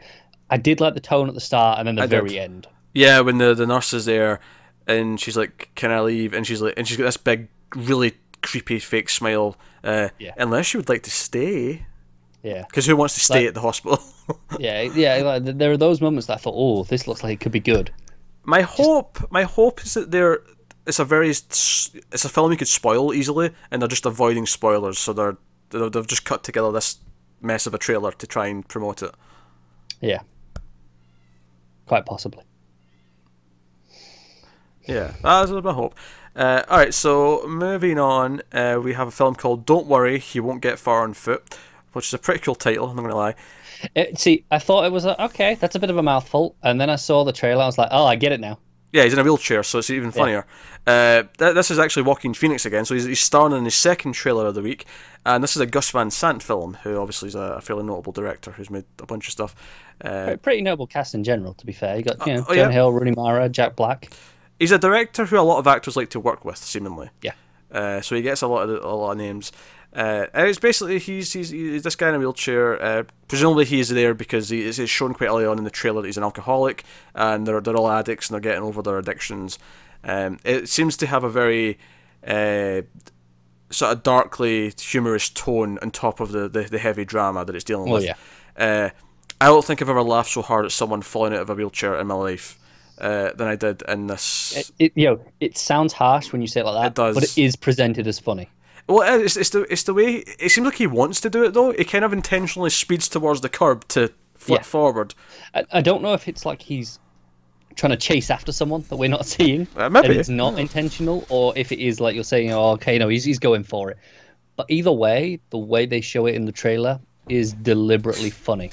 So I don't feel bad about laughing. I think a big part of it's the way it cuts as soon as he hits the concrete. As soon as he hits the concrete, it cuts to the next thing or the next bit of text or whatever it is.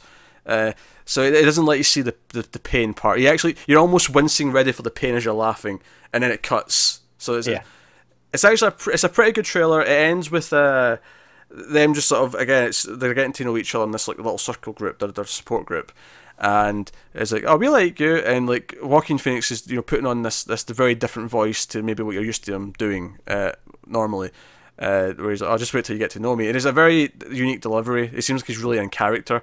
Very different from the assassin character we had in the other one. Very memorable trailer, this. Both of his trailers were very memorable. They were, yeah. And they're two very different trailers, which is impressive that he's picking his roles. I mean, well, not these movies end up being good is another question, but he's definitely picking a variety of things that he's in, if nothing else. Yes, absolutely. And he's typically good, even when the movies are not necessarily always that great. Oh, yes, yeah, he is. Next up, we have a trailer for a movie called Summer of 1984. Of course, my interest peaked as soon as I read that. Do you know what? I loaded these all up in a queue on YouTube, and every so often, when it loads up the next one, you can see the thumbnails on the bottom on my TV.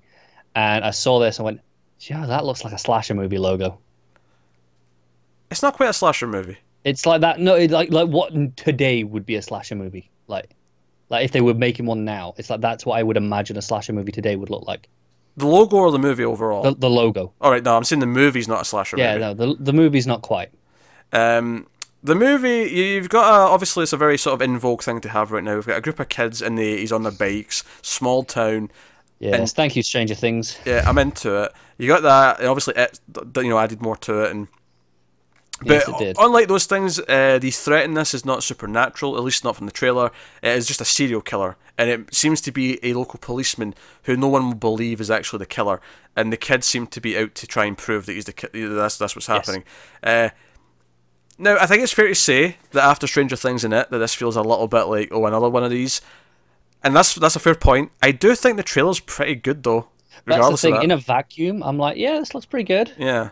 But outside of a vacuum, I'm going, do I need another one of these already? I think that's a fair comment to make. If it's good, I think I'll love it because I do like this setting. Like I love the small town 80s kids on bikes movies. This is the thing. This is one of those where if it's good, I might watch it in like 3 or 4 years. Where where this fad has died down a little bit. And this is the thing though. The creepy moments look proper tense from the trailer. It looks well shot from the glimpses we see of them, and like you say, it's got this retro like slasher movie looking font for the logo, which is pretty cool. So, I'm on board. I agree that it's maybe too soon for this, but at the same time, if it ends up good, and especially if the kid actors end up being really good for the roles, it's like, well, we couldn't have waited because they'll be too old in a couple of years. No, that's true. It's a hard to tell that from a trailer. It is. Oh, of course it is. They look fine, don't get me wrong, but it's a trailer. You can cut anyone to look fine in a trailer. And much like it, and to an extent Stranger Things, the kids, they feel realistic in the sense that they're talking about boobs and porn, and one's looking at a magazine, and they're getting up to things they're not supposed to be getting up to. So it's got that sort of that vibe going for it that I kind of like. So that's summer of 1984. So that's pretty cool. Next up, we had a trailer for a movie called Allure, which is a character drama. And you've got Evan Rachel Wood's playing this nanny, basically, who comes into... I mean, she's a cleaner. I also thought she was like a... Oh, she's a cleaner, okay. Well, yeah. Okay, she's a cleaner then. She's hired to be the cleaner of this house for this single mother. and she gets on with the kid, the little girl who's like, I don't know, 10 or something. I don't know, maybe 12. So she's a teenager here. 13. 13, 14 then. She's definitely not like a 17 teenager. No. She's younger than that. I'm Googling the actress. Clearly I'm not great at judging these ages. It's been a while since I was... Jesus Christ. Apparently the actress... Assuming this description is... I'm reading this right. The actress there is 20. Bullshit! I know. Bullshit! No way! 16 tops. No, I'm not accepting 20. I mean...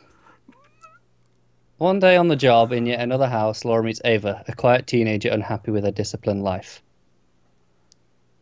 That sounds like that character. That actress is not... I just googled the actress, 20. This trailer made me feel uncomfortable because the trailer goes down this path where it implies that it might be this... Basically, the kid runs away because she hates her mother, and Evan Rachel Wood knows where she is but keeps it a secret. But the other part of the trailer is that there's this weird sexual tension where it might be leading to like a relationship between her and this kid, and it made me feel creepy. It was creepy. It made me feel uncomfortable. Yeah, I thought she was like maybe 14, 15. Because she looks super young.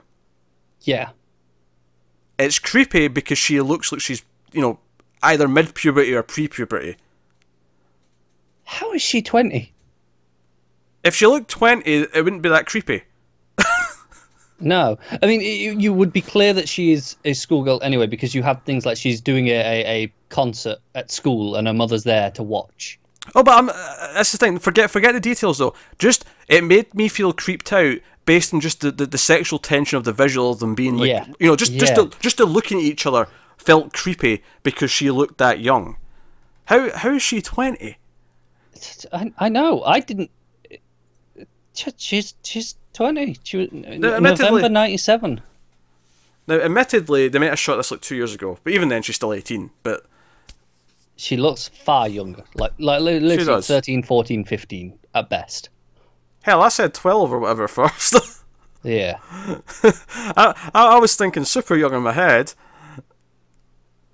Admittedly, that might just be my memory from the trailer because I didn't rewatch that one. But there's no way I was thinking. Nowhere near that. And under no circumstance was I thinking over 15. Definitely not. This is someone who is of legal age to make their own decisions. No, she didn't look like that at all. Which is what made it creepy. So this is really exactly. Weird. As for the movie, I don't know how I felt. I just kind of I don't know. I kind of liked it up until towards the end, where it was like, oh, this is what it actually is about. Mm. And then I was like, okay. I liked it more before. I don't know. This is definitely one where the trailer doesn't enthuse me for it, but I could easily be swayed with good reviews if it's supposed to be good later. Coming straight to on demand, 16th of March. Okay, interesting. Next up, we got Psychokinesis. This is our weekly Asian film. Gotta have one in there. This is a Korean film from the same director as Train to Busan, which was a fantastic zombie movie from 2016.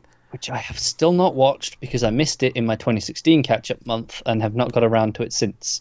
October. That's your window. I planned for it last October, but was busy. So this is essentially a superhero movie, except that the superhero in question is like a dad who's kind of just a regular schlub. He doesn't have a costume or anything like that. He gets powers. He has like telekinesis or whatever, and then he starts to his daughter gets kidnapped by a gang because they're against them, and he starts basically by the end of the trailer you see him flying around and he's like bending bars and everything. Looks awesome. It looks like it's got a sense of humour though. That's the key thing here. It does, yes. It's got a very specific style of humour. It's not taking itself super seriously, but it does look like you're going to care about the characters, so that's really impressive. Really cool. Worth mentioning, if you go to the trailer through our link, there are English subtitles. You just have to turn them on in YouTube itself, like the YouTube captions button. Turn that on and you'll get the subtitles. But they don't seem to be a perfect translation. But they're good enough. They're good enough that you get what it's saying. Yeah. There's some of the dialogue that's like, okay, that's a little bit of a clunky translation, but mostly it's pretty good. It might have went through just like an automated thing. I think it has, yeah. Yeah. But you get the gist, you get what they're all saying, and But it's looks good fun. enough to follow what's going on in the trailer. It's a very memorable trailer. Yeah. So very funny moments. On my radar. That's all I'm saying. On my radar now going forward. Yes. Our final trailer, which I actually put last. I was going to keep Psychokinesis to the end because I thought, we'll end on the Asian trailer again. It'll be a trend. If we get another one next week, I can keep doing that. Yeah. However, I put this one last. If you're familiar with our TV news series that we do every week, you'll know that Connor has been really excited about a mermaid war show coming to Freeform. I got less excited every time I heard about it. Because it kept becoming more and more of a Freeform show. Yes. This next trailer, Cold Skin, is maybe going to scratch that itch I think it just might. left behind by that show. So this movie has a character who ends up on this small island with a lighthouse. The ships going back and forth aren't frequent, so he's kind of stuck there for at least a while. And him and this crazy old guy who's been living in the lighthouse, apparently Atlantean creatures come at night, and you have to fight them off. But there's one friendly Atlantean creature who he kind of seems to fall in love with, seemingly. Just from the quick bits of the trailer, at least he's affectionate, even if it's not love. But so, which confused me a little bit because they set up that she's like a good creature, and they're sort of because the old man's like, no, don't shoot her, and then they have these tender moments. But at the same time, there's hordes of these evil Atlantean creatures climbing the lighthouse and they're shooting them off and whatever. This will either be good or downright terrible, and I actually have no idea which at this point. I don't either. This was a really weird trailer for me because the first minute or so, it's just, okay, the guy on a ship, okay, no, he's getting to this island, lighthouse. Yes. I was like, all right, this looks like I've seen it before. The first chunk was very derivative. Didn't really feel like it had any unique things going for it. And then I got to the creatures. I was like, oh, hello, what have we here? It's a bit ridiculous. The acting doesn't look great, particularly. But it could be fun. It could be a good B movie potentially. I wouldn't put money on it though. No, me either. If I was a bet man, I'd say 30% chance this is good. Yeah, I'd say I'm gonna hope for it because I need my mermaid war, but I'm bound to be disappointed yet again. Most likely. Well, that wraps up the trailers. So that's that section done. We're back onto the news. Back onto the regular old news. Do you know? I almost want to put, in YouTube you can put ad breaks in the middle, right? And I've never done that before because it's it's annoying. It annoys me when it happens, so I wouldn't want to do that to anyone else. But I almost feel like outside of the trailer section is the perfect time to do it because it's actually a break. It's no, have an ad. Come back after the ad. Because this is the thing. See if there's an ad break in the middle on the YouTube, you get a little yellow line in the timeline where it is, so you can actually see where the sections are. Yeah, you just want to see it after timestamp it. That said, can you manually choose where those ads go, or do they just random? Pick. Oh, do you? Okay. You pick, because I know I really like Red Letter Media, and they usually have ad breaks in the middle, but they actually design it in the edit because it fades to black like an actual show would, and then it. Well, you could do that. I could do that. Yeah, but then let us know if you really don't mind us having those there, just for the appeal of that. I don't know. I wouldn't do it in anything else. It's just for these really long ones where there's built-in sections. I feel like no, I have an ad break there. It just sounds professional, doesn't it? It does. Just have an ad. Well, I mean, sure. After. I'll take the extra pennies. I'm not going to lie and say that's not appealing. The main reason though is I just feel like no, that's the perfect place for an ad break. Anyway, let's move back out of the news. We have things happening. What's this? This is the year of spectacular men. Marvista Entertainment has bought Leah Thompson's directorial debut. It'll be out in June theatrically, at least in the US. Romantic comedy, which premiered in 2017 at the Los Angeles Film Festival, from a script by Thompson's daughter, Madeline Deutsch, who also scored the film. That's a weird combination, writer and composer. It is strange, isn't it? Don't get that it's not one as too weird often. as the I can't remember his name. The guy X-Men Apocalypse. Composer and editor. Oh, right, I thought you meant the director. No, composer and editor. That's a weird combo. Nah, we don't talk about Bryan Singer anymore. He's into all that shady shit. Best left forgotten. That's why I didn't mention him. Yeah, but it really creeps you out though when you realise that him and Spacey were on a movie together. Oh, they were, weren't they? Usual Suspects. Yeah, it's just weird. Thankfully, I don't love that movie, so I can happily never watch that again. Yeah, actually, I thought it was okay, but yeah, I don't love it. So it's like, It's pretty good. I mean, I see, there's talent involved. Because Spacey is in some movies that I love enough that no, I'm going to watch them again because I like those movies a lot. But Usual Suspects I can leave. I can skip that one. That's fine. So Thompson also plays a supporting role in the movie. Opposite both Madeline, who wrote it. So she's an actor, composer, and the writer. We're getting more wacky. Also, her other daughter, Zoe Deutsch, is also in the film as well. So they're all a family affair. Talented family. Yeah, it's a very, very family. I mean, I'm assuming they're all good, but who knows? Madeline Deutsch portrays a woman out of college dealing with the seemingly incessant failures of adulthood, the reality of substandard dating pool, and resigns herself to the support of her mother and sister who are struggling with their own relationship problems. So they're actually playing mother, daughter, sister, apparently. Well, I mean, means you need a little bit less talent if you're just playing yourself at that point. Yeah.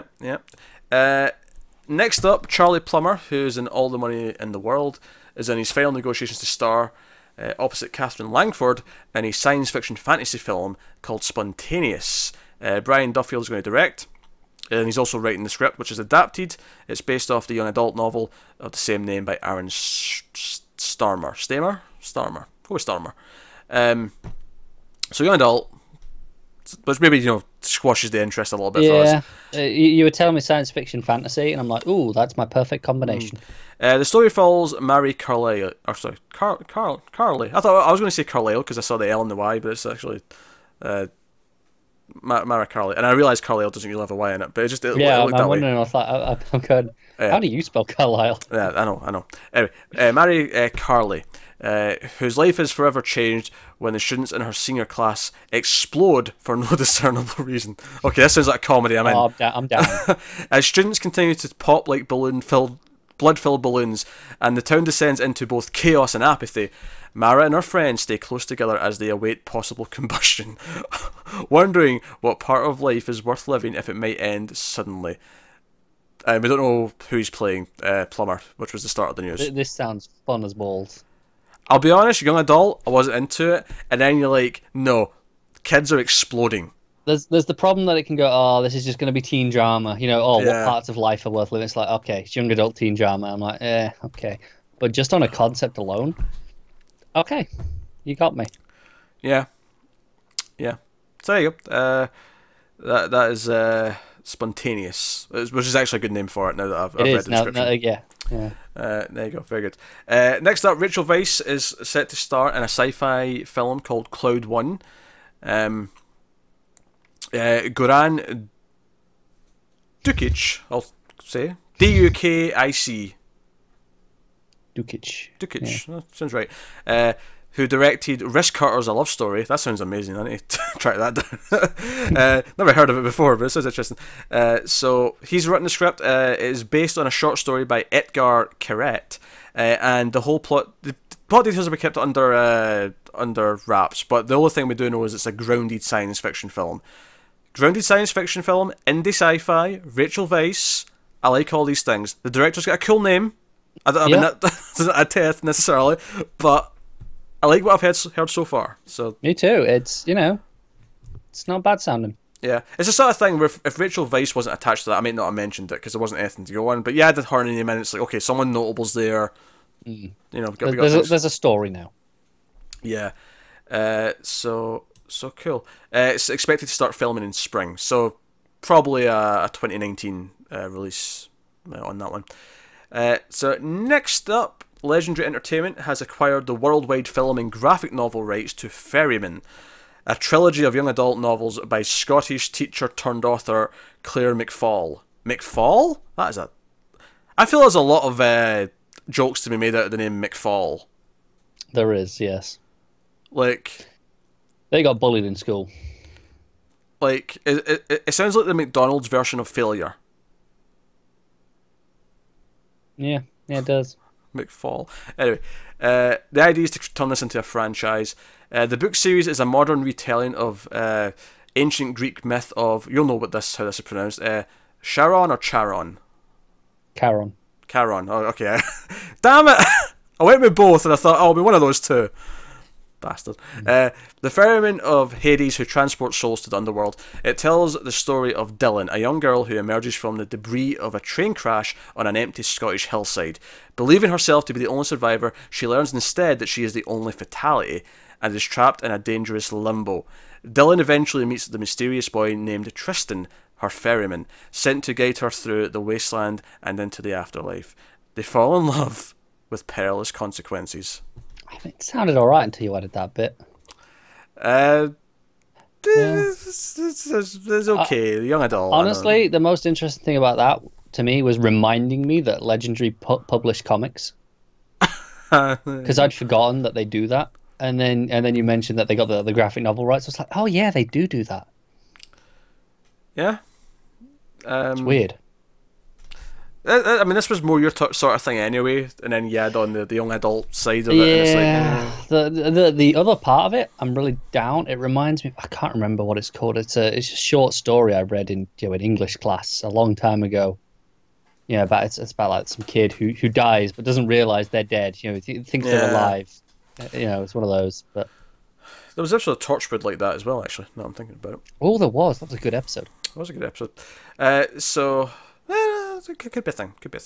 But hey, next up, Netflix has required the rights to Sierra Burgess as a loser. I like that title. The high school twist on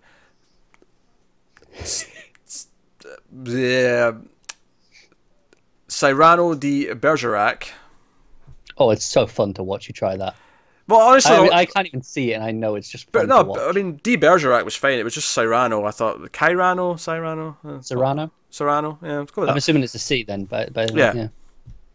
Serrano sounds cool. Anyway, so So Stranger Things, Shannon Purser is going to be in it. So that's a Barb. Okay. Justice for Barb. If you care so. I mean, you say Stranger Things, I'm like, oh, and then you tell me it's that. I'm like, okay, it's fine, but it's not exciting. But it's a romantic comedy, and it'll be out later this year on Netflix. It is written by Lindsay Beer and directed by Ian Samuels. And yes, that was Beer, not Bear. Lindsay Beer. That's her name. Beer. Yeah, Lindsay Beer. Great name. I approve.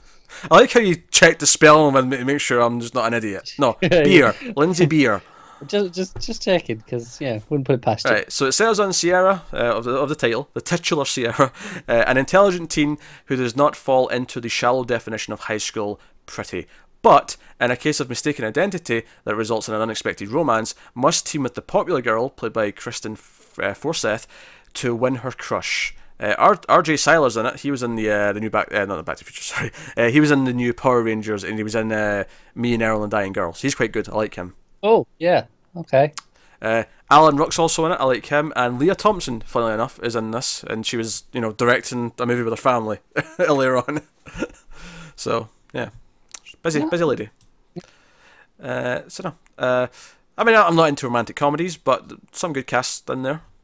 Yeah. And I typically find the high school romantic comedies a bit more my speed.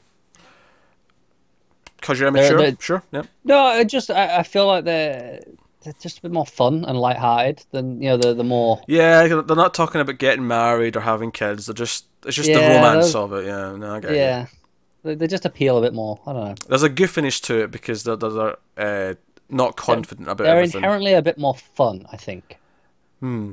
Okay. Next up, Danny Strong, who you may know as Jonathan from the hit television show Buffy the Vampire Slayer. You make this every time he's producing a TV show on the news. I know. He's actually been hired to write the Disney remake of Oliver. They're remaking Oliver again? Yeah. Thomas Kail is going to be directing. Okay. He won a Tony for Hamilton, so he's a thing. So apparently, originally this was announced as like a new musical version of the public domain title Oliver Twist, but Deadline are saying that all their sources are saying it's basically just a remake of Oliver. Like they're saying it's this, but it's just a remake of that movie. Doesn't surprise me. I mean, it is what it is. Yeah, Ice Cube is going to play Fagin. Oh, I would not have pegged that. Not in 20 years could I have guessed Ice Cube for that role. That is the other interesting part about it. Is Ice Oh Cube for boy. Oh, I'm down now. I need to see that. I don't like musicals, so obviously I don't give a shit. We did Oliver in school one year. I was in the orchestra, so I didn't have to act. But a friend of mine played Fagin, and he was atrocious, and it was very amusing. So, Oh, I'm sure. yes. Still give a shit about that occasionally. Next up, YouTube Red. Yeah, we're talking about YouTube Red on the movie news show. Oh boy, this is different. They have picked up the global rights to the satirical hip-hop movie Bodied, directed and written by music video helmer Joseph Kahn, and produced by Eminem. Very familiar with Khan. Are you? Yeah, he's done a lot of videos. I think he did a bunch of shorts that you might. Did he do that Power Rangers short? That super like gritty one with the cocaine. Yeah, with what's her name in it? Katie Sackhoff. Yeah, I'm pretty sure that was him. Fair enough. Eminem producing it as well, so there's your like, celebrity sort of attachment. Yeah. Bodied follows Adam American, a grad student who suddenly becomes a battle rapper. How do you suddenly become a battle rapper? I don't know, but I want to see this. You wake up one day and you just become a battle rapper, and whose success breeds outrage in Oakland's underground hip-hop scene. There'll be a preview screening of it at the Sundance Film Festival, which is going on right now.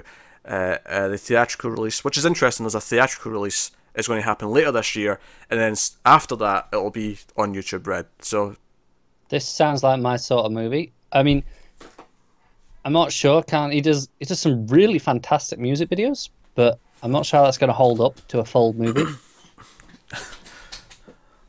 Suddenly, I'm a battle rapper. In concept alone, I'm down. Not gonna lie. Like, that sounds like I could have some fun with this movie because it can't take itself too seriously. Just can't. Yeah, I'd hope not. A battle rapper movie could be good if they like visualize it in a weird way. Like if they like actually, I don't know, like you see like two like big characters fighting or something as they're rapping.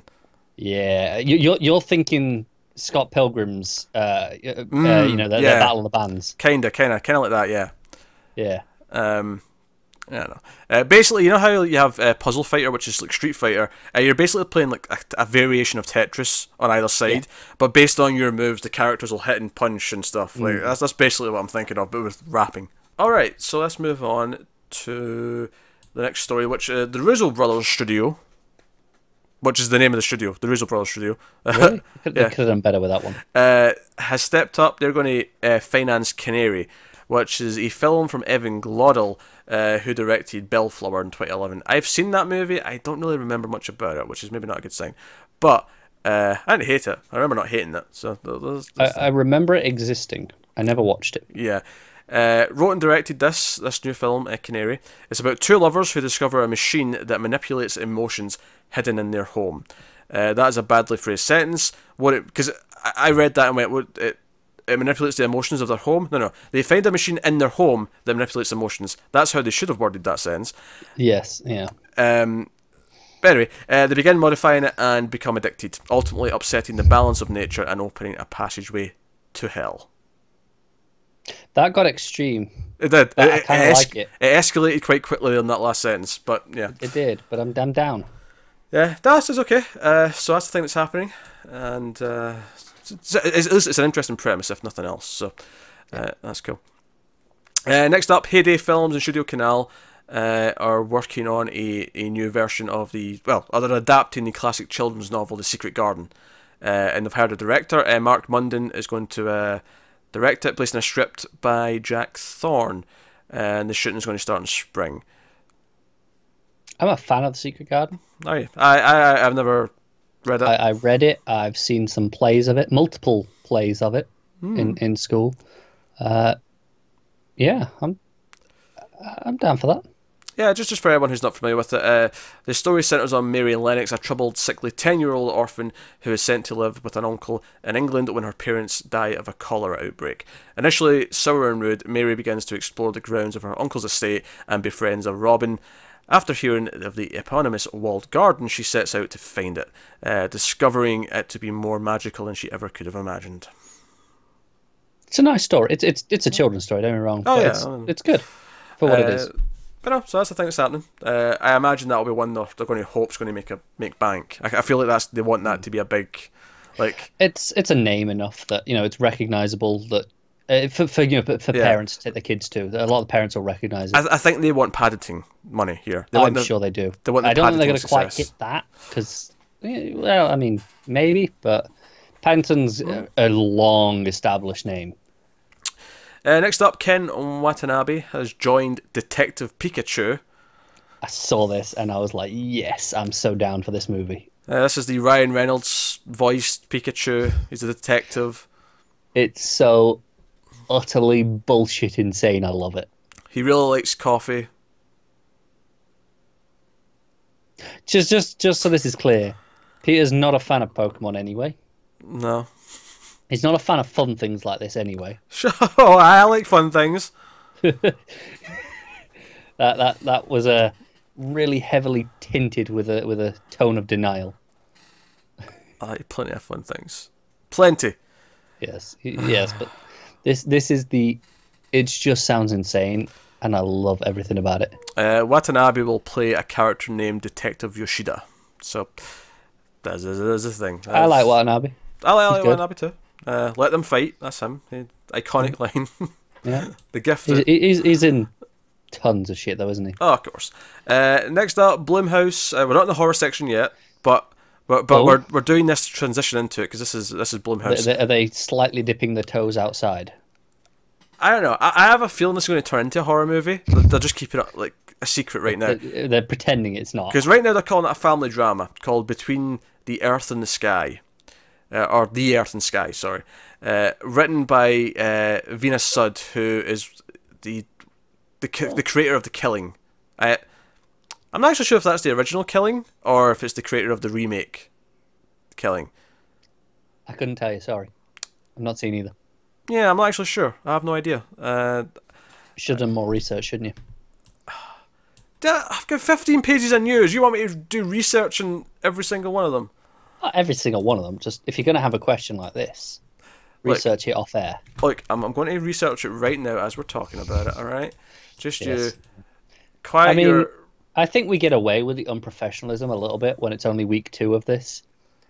However, the reality is we'll still be like this on week 52, so it doesn't really matter. Shut up. Shut up. I mean, anyone who follows the TV news will know that occasionally this happens. It's the American one. It's okay. the American one, which is less exciting, honestly. Have you watched that? I've watched some of the American one, and it just got worse and worse. Have you watched the original? I have not, but it's held in high regard by many people. So it is. But no, hey, interesting. But yeah, interestingly, our photo on IMDb is hugging Patty Jenkins, which is cool. Sounds like a claim to fame to me. I just saw that. I went, is that Patty Jenkins? And I clicked on it. It is Patty Jenkins. Okay. So this is Between the Earth and Sky. It reunites Sud with former Killing stars Marielle Enos. I presume that may have been the lead from The Killing, and then Peter Sarsgaard. They will star in the movie with Joey King. Joey King, I am familiar with her. She is a child actor. She's been in a couple of horror movies recently, which is why I know who she is. I was going to say, I'm familiar with the name. I feel like it's probably just because you've told me about multiple movies that she's been in. Like she's come up somewhere else. She was one of the kids in The Conjuring, and then she was in Wish Upon. Yeah, there was The Conjuring one. Wherever she showed up in a news or something, you were like, oh, she's the one from The Conjuring. Was it the Netflix show, the House in Hill House, Haunted in Hill House? Yeah. I think it was that one, maybe. This is why I think they're secretly going to be a horror movie. It says the logline has been kept under wraps with Between the Earth and Sky, the working title. Yeah, okay, and she's a horror actress at this point. She is. Honestly, I wouldn't be surprised if this turns out to be a sequel to something we already know about. Like, is this the next Cloverfield sequel? No, because that's not Blumhouse. I know. Like, I feel like this could, like, they've got the rights to a franchise and they're not telling us yet, so they're going to have it like made before they tell us, so it can be a big surprise with the trailers. Like, it's coming next month. Yeah, this is your new whatever, like Leprechaun. I don't know, Leprechaun, not the Friday the 13th one that we were speculating about last week. No, that seems to be a far-fetched thing. But speaking of horror, here's where Connor's sound effect for the horror section should play. Ah! A scream with a knife slash. Alright, I was just going to do, one of those big, the big string stabs. Okay, yeah. Maybe Death, everyone. hee. You know what? One of that. That's a little derivative. Come on. Oh yeah, for your soundbite to tell us it's the horror section, because you want original for that. Yeah, you do. You gotta have a style. Ooh, okay. It's worth mentioning at this point, we're almost at 2 hours. This will be split up for the audio listeners because we have a size limit that we can't go over too often on the audio feed, and we're going to have to split this in two so that it doesn't get hit. Maybe get used to them being in 2 parts. That may be a thing if they're going to be this long, because this is longer than last week already, or it's hitting that anyway. So we're in the horror section, which is the last section, to be fair. Well, the last section of news. There's a little section after that, but to be fair, horror tends to get a lot of news in my experience. Yeah, I mean, there you go. So first things up, Halloween, the new one that's coming out this year. Yeah, that's happening. That started shooting this week. Well, yeah, okay, cool. That was meant to be out last year originally, wasn't it? Originally, then they pushed it back quite relatively early on. Like we got to like maybe. Is this the one that's ignoring most of them? Yep, it's ignoring at least everything after 2, although there's some confusion as to maybe also ignoring the second one, which I don't mind them doing, but it's a bit weird because it was the same night, and it's like odd if they Didn't don't. the second one introduce like a lot of stuff? The whole idea of her being his sister was completely the second movie, so yeah, that's what I thought. That'd be strange, but maybe they want to ignore that. Maybe they do. I don't know. I like the second one. I mean, it's nothing compared to the first one. No, it's not. It's not. No, the first one's a masterpiece in a class of its own. Don't get me wrong. But that said, the second though, one's pretty good. That said, the sister twist I don't really care for. That's fine, but it's something that kind of you used to, because it was that's so long ago. At this point, I'm used to it, sure, but like ideally, you don't need it. When I think about the idea that I like Michael Myers to be like not have motivation too much. Is there a TV edit where that introduces that in the first one? There is, but the scenes were shot during Halloween too. Because I think the first time I saw it, I had that because I watched it on TV the first time I saw it, because it was a night. I had 1 to 4 on. I just watched all 4, and I was like. Although for the record, not every time it's on TV, it's the TV edit. Just to make that clear. No, but when I saw it, years ago now, that was the edit I saw clearly, because I didn't realize that was a thing in the second one until later. Yeah, whatever network aired it at the time, I can't remember who it was, but they wanted to fill a 2-hour slot, and at the time, get this, an 80-minute movie needed more runtime to fill a 2-hour slot. Nowadays, that'd be just 40 minutes ads, like easy. But at the time, they didn't have as many ads as that, so they wanted more scenes. So there was a couple of extra things where the girls were talking to each other, and you had the extra scene at the asylum where they bring that up with the sister thing, and maybe some more that I'm forgetting. It's been a long time. I never saw that cut, but I saw the scenes separately for curiosity's That's sake. how I first experienced it. It's a shame. It's weird. I mean, yeah, it is. I've seen it, the unedited way now. But... yeah, it's paced better. I think the pacing in the other cut's probably worse for it. It is. It's still a good movie, though. Don't get me wrong. It's still a very good movie. Oh yeah, it's a slightly bloated version of a masterpiece. It's still a pretty good movie. So, but hey, so that's the thing. They announced a bunch more cast for it. The one that stuck out to me was Virginia Gardner, who is on Runaways. She's Carolina on Runaways. So she's cool. She's one of the teens in the new Halloween. So the question is she the final girl, or does she get stabbed pretty quickly? Nah, because they cast someone as like the Laurie Strode daughter, like her daughter. Okay, so she's the final girl. So she'll be the. I mean, hey, do you know what? It would be a ballsy move if she gets killed, just to make Laurie hurt. Like if Laurie has to watch her daughter die. No, that would be a bold move. I don't think they'll do it, but yeah, God, I wish they would. It would be cool. Next up, we have American Psycho director Mary Harron and screenwriter Genevieve Turner, or Genevieve, sorry, not Genevieve. So sometimes when I see a name, Genevieve's a more natural name. It is. So sometimes it happened with the TV news this week. Someone corrected me. I said Scott McNairy for the guy from Godless is in something else. Yeah, and I didn't question you because I didn't know his name. Yeah, his name's Scoot but it's one of those things where I just glance at it and I see the common name instead. Understandable. I mean, I give you shit all the time for mispronouncing names. But I'll let you slide in those ones. It's actually, well, that one's actually kind of explainable because I don't know if you've ever had this test where someone gives you like a sort of page of text and all of the letters are jumbled except the first and last letter of each word, and it's still readable. Yeah. You can still read it. It's weird. It's one of those. It's the is that the paragraph that says they're all out of order, but because the first and last, your brain reads it as whole words. Yeah. So and that's not basically individual letters. Yeah, it's basically what that is, right? It's basically you see. Oh, that looks like a word I know. Yeah. But anyway, so this movie's called The Family. They're reuniting for a movie called The Family. An examination of the infamous Manson family murders through the eyes of graduate student Carleen Faith as she works with 3 young and brainwashed women who were part of the cult. So yeah, that was like, this was announced in 2016, so it's been a little bit of time, but apparently it's starting to move forward. Matt Smith is in talks to play Charles Manson. Oh, I want to see that. Yeah, that's interesting, right? So Detroit. I'm just crashing and burning at this point. Detroit star Hannah Murray and Imposters actress Marianne Rendon are in talks to play Leslie Van Houten and Susan Atkins, respectively. I don't know enough about the actual history to know exactly who those are. The names sound familiar though.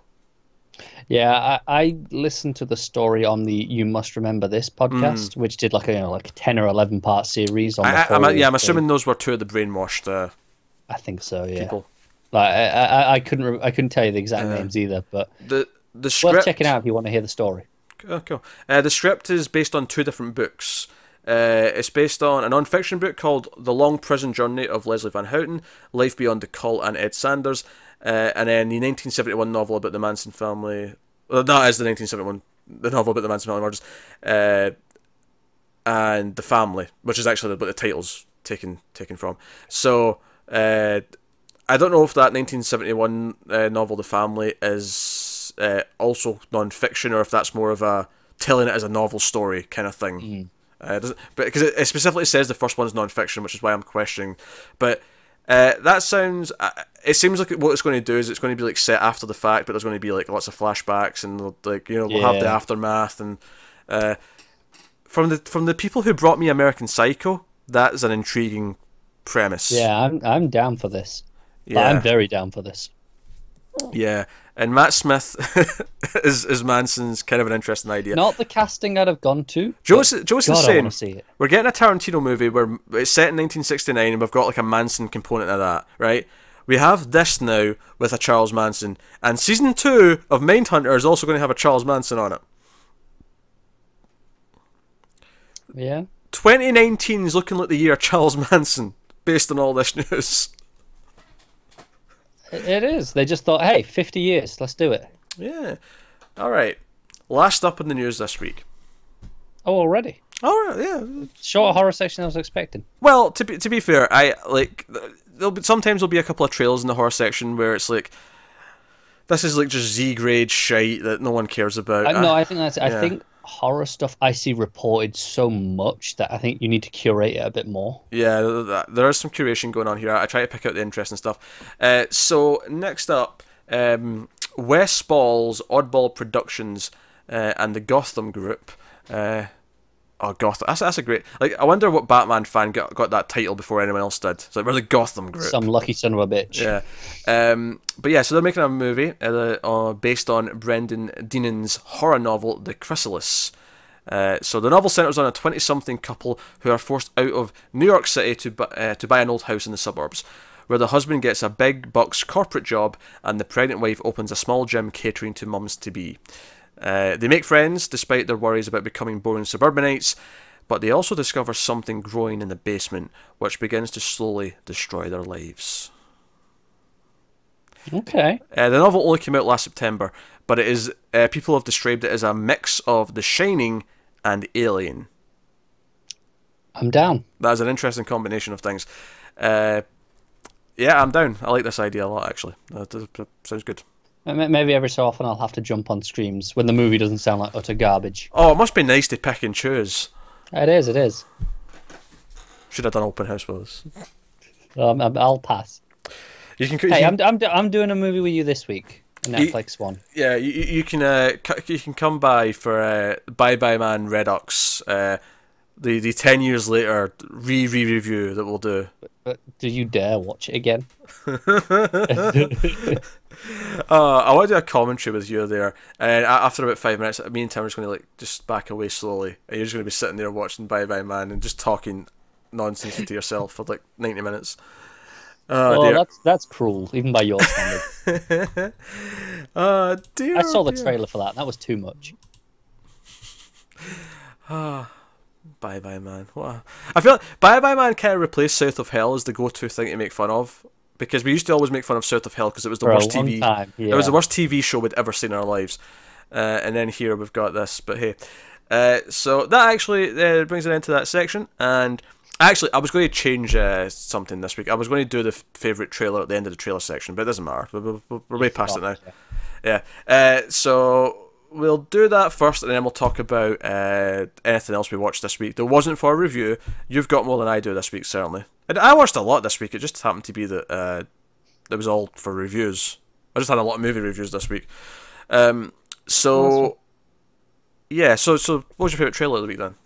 I'm just having a skim over the names again because there was a lot. So I'm just trying to make sure. There was. Psychokinesis definitely stands out as okay. That's something different. It is. And it seems like the easy choice. It's the easy choice, and I don't think it stands out as much as before we Vanquish last week. Oh god, I've forgotten the name of that movie last week now. Similar to watch list though. I know the one you're on about. Before we Vanish, American Maybe. They're the Japanese Body Snatchers movie. Yeah. I don't think it's quite up to that. I think it's level. I'm not saying it's going to be the best movie there, but it's just insane enough to stick in my mind as going, okay, that's something on my radar now. Okay. The standouts for me would be You Were Never Really Here,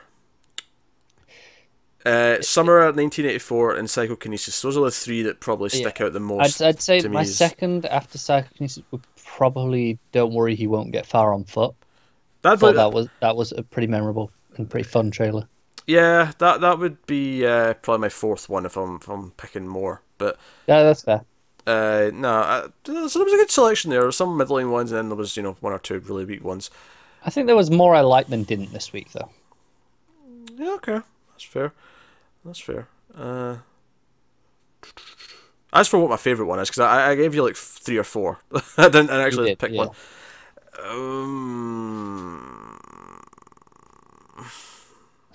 I think I have to go with You Were Never Really Here. It's a good trailer.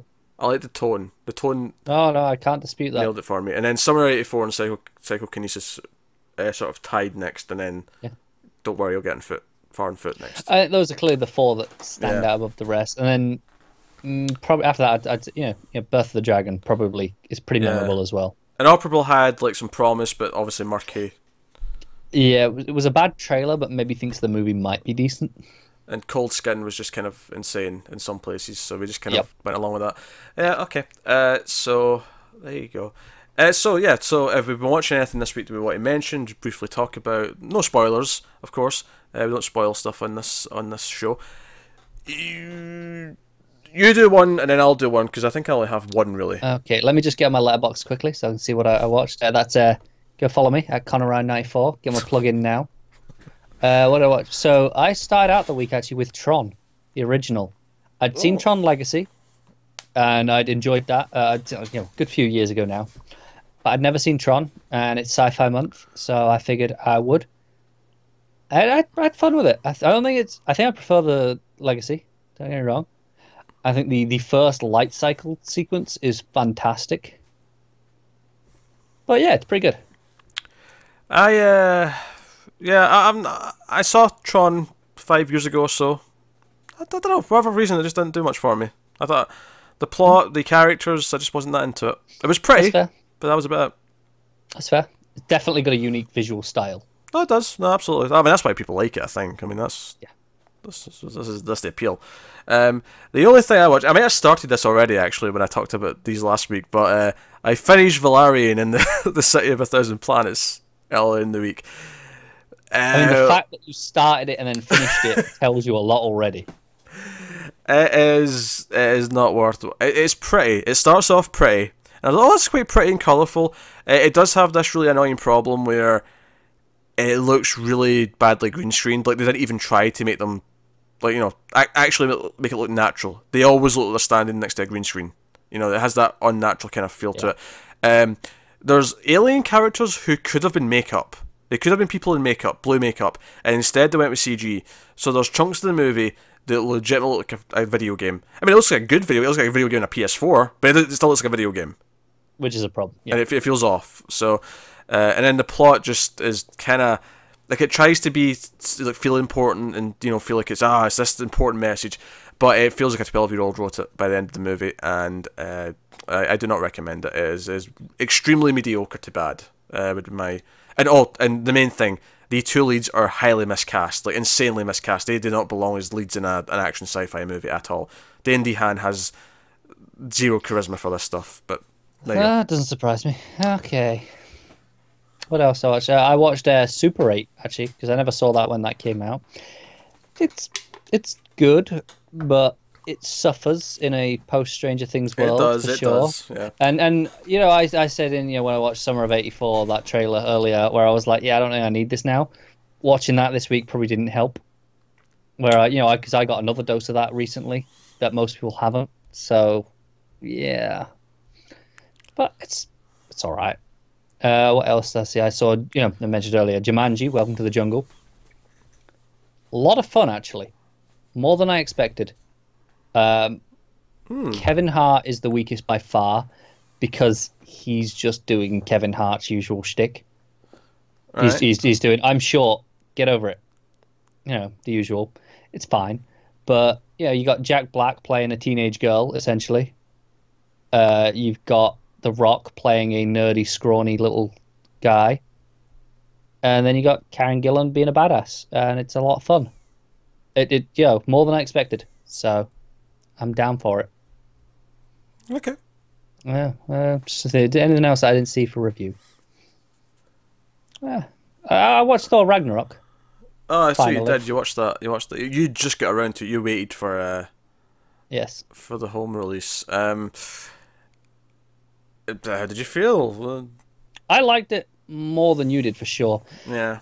I think I went into this approaching it as a comedy first and foremost, and I think that helped a lot. Because if I watch it as a comedy, it's a great comedy.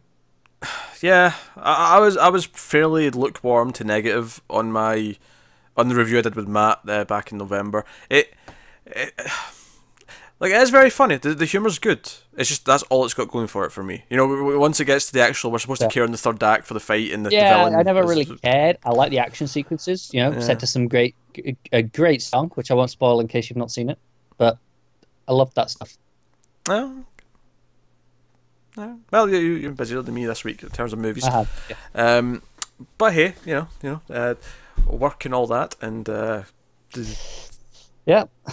I'm actually, you know, we're recording this on the 21st, and I am 21 for 21 on movies. I'm on 16 for new movies watched this year. That's not bad. That's new movies. Yeah, I've got a rewatch or two in there, but yeah, I've got a few. I'm see how long I can keep this going. It's the reality is TV starts up properly this week. Yeah, so this is where but I got a good run. 3 weeks. I expected to get 3 days. Yeah, this is where you get off the train, off the tracks. So yeah, well, I guess that wraps us up. Episode number 2 of 1.21 Jigowatts movie news. So hopefully you have found some useful information, some humour, some laughs, mild entertainment. I don't know. Whatever you get out of us. I'm not sure what you do get out of us. Peter screwing up names. Yeah. That wasn't that bad in that. No, but you can always rely on it to happen at least once an episode. That's true. This was a mild at best, or at worst, I should say. It wasn't as bad as it usually is. No. But yeah, so of course, let us know what you think of the news that we brought up in the show. Like, subscribe, all the usual stuff. Get us on Twitter at mailed_fuzz for channel updates. If you want to support the channel, head over to patreon.com/mailfuzztv. It's always worth mentioning this show exists because we had a goal and our patrons got us over $100, so that's why this show is even here. So yeah, go over there and check out some various stuff. There'll be a link in the description. And that is us. So thank you once again for watching or listening. We always appreciate it. Keep watching movies, and we'll see you next time.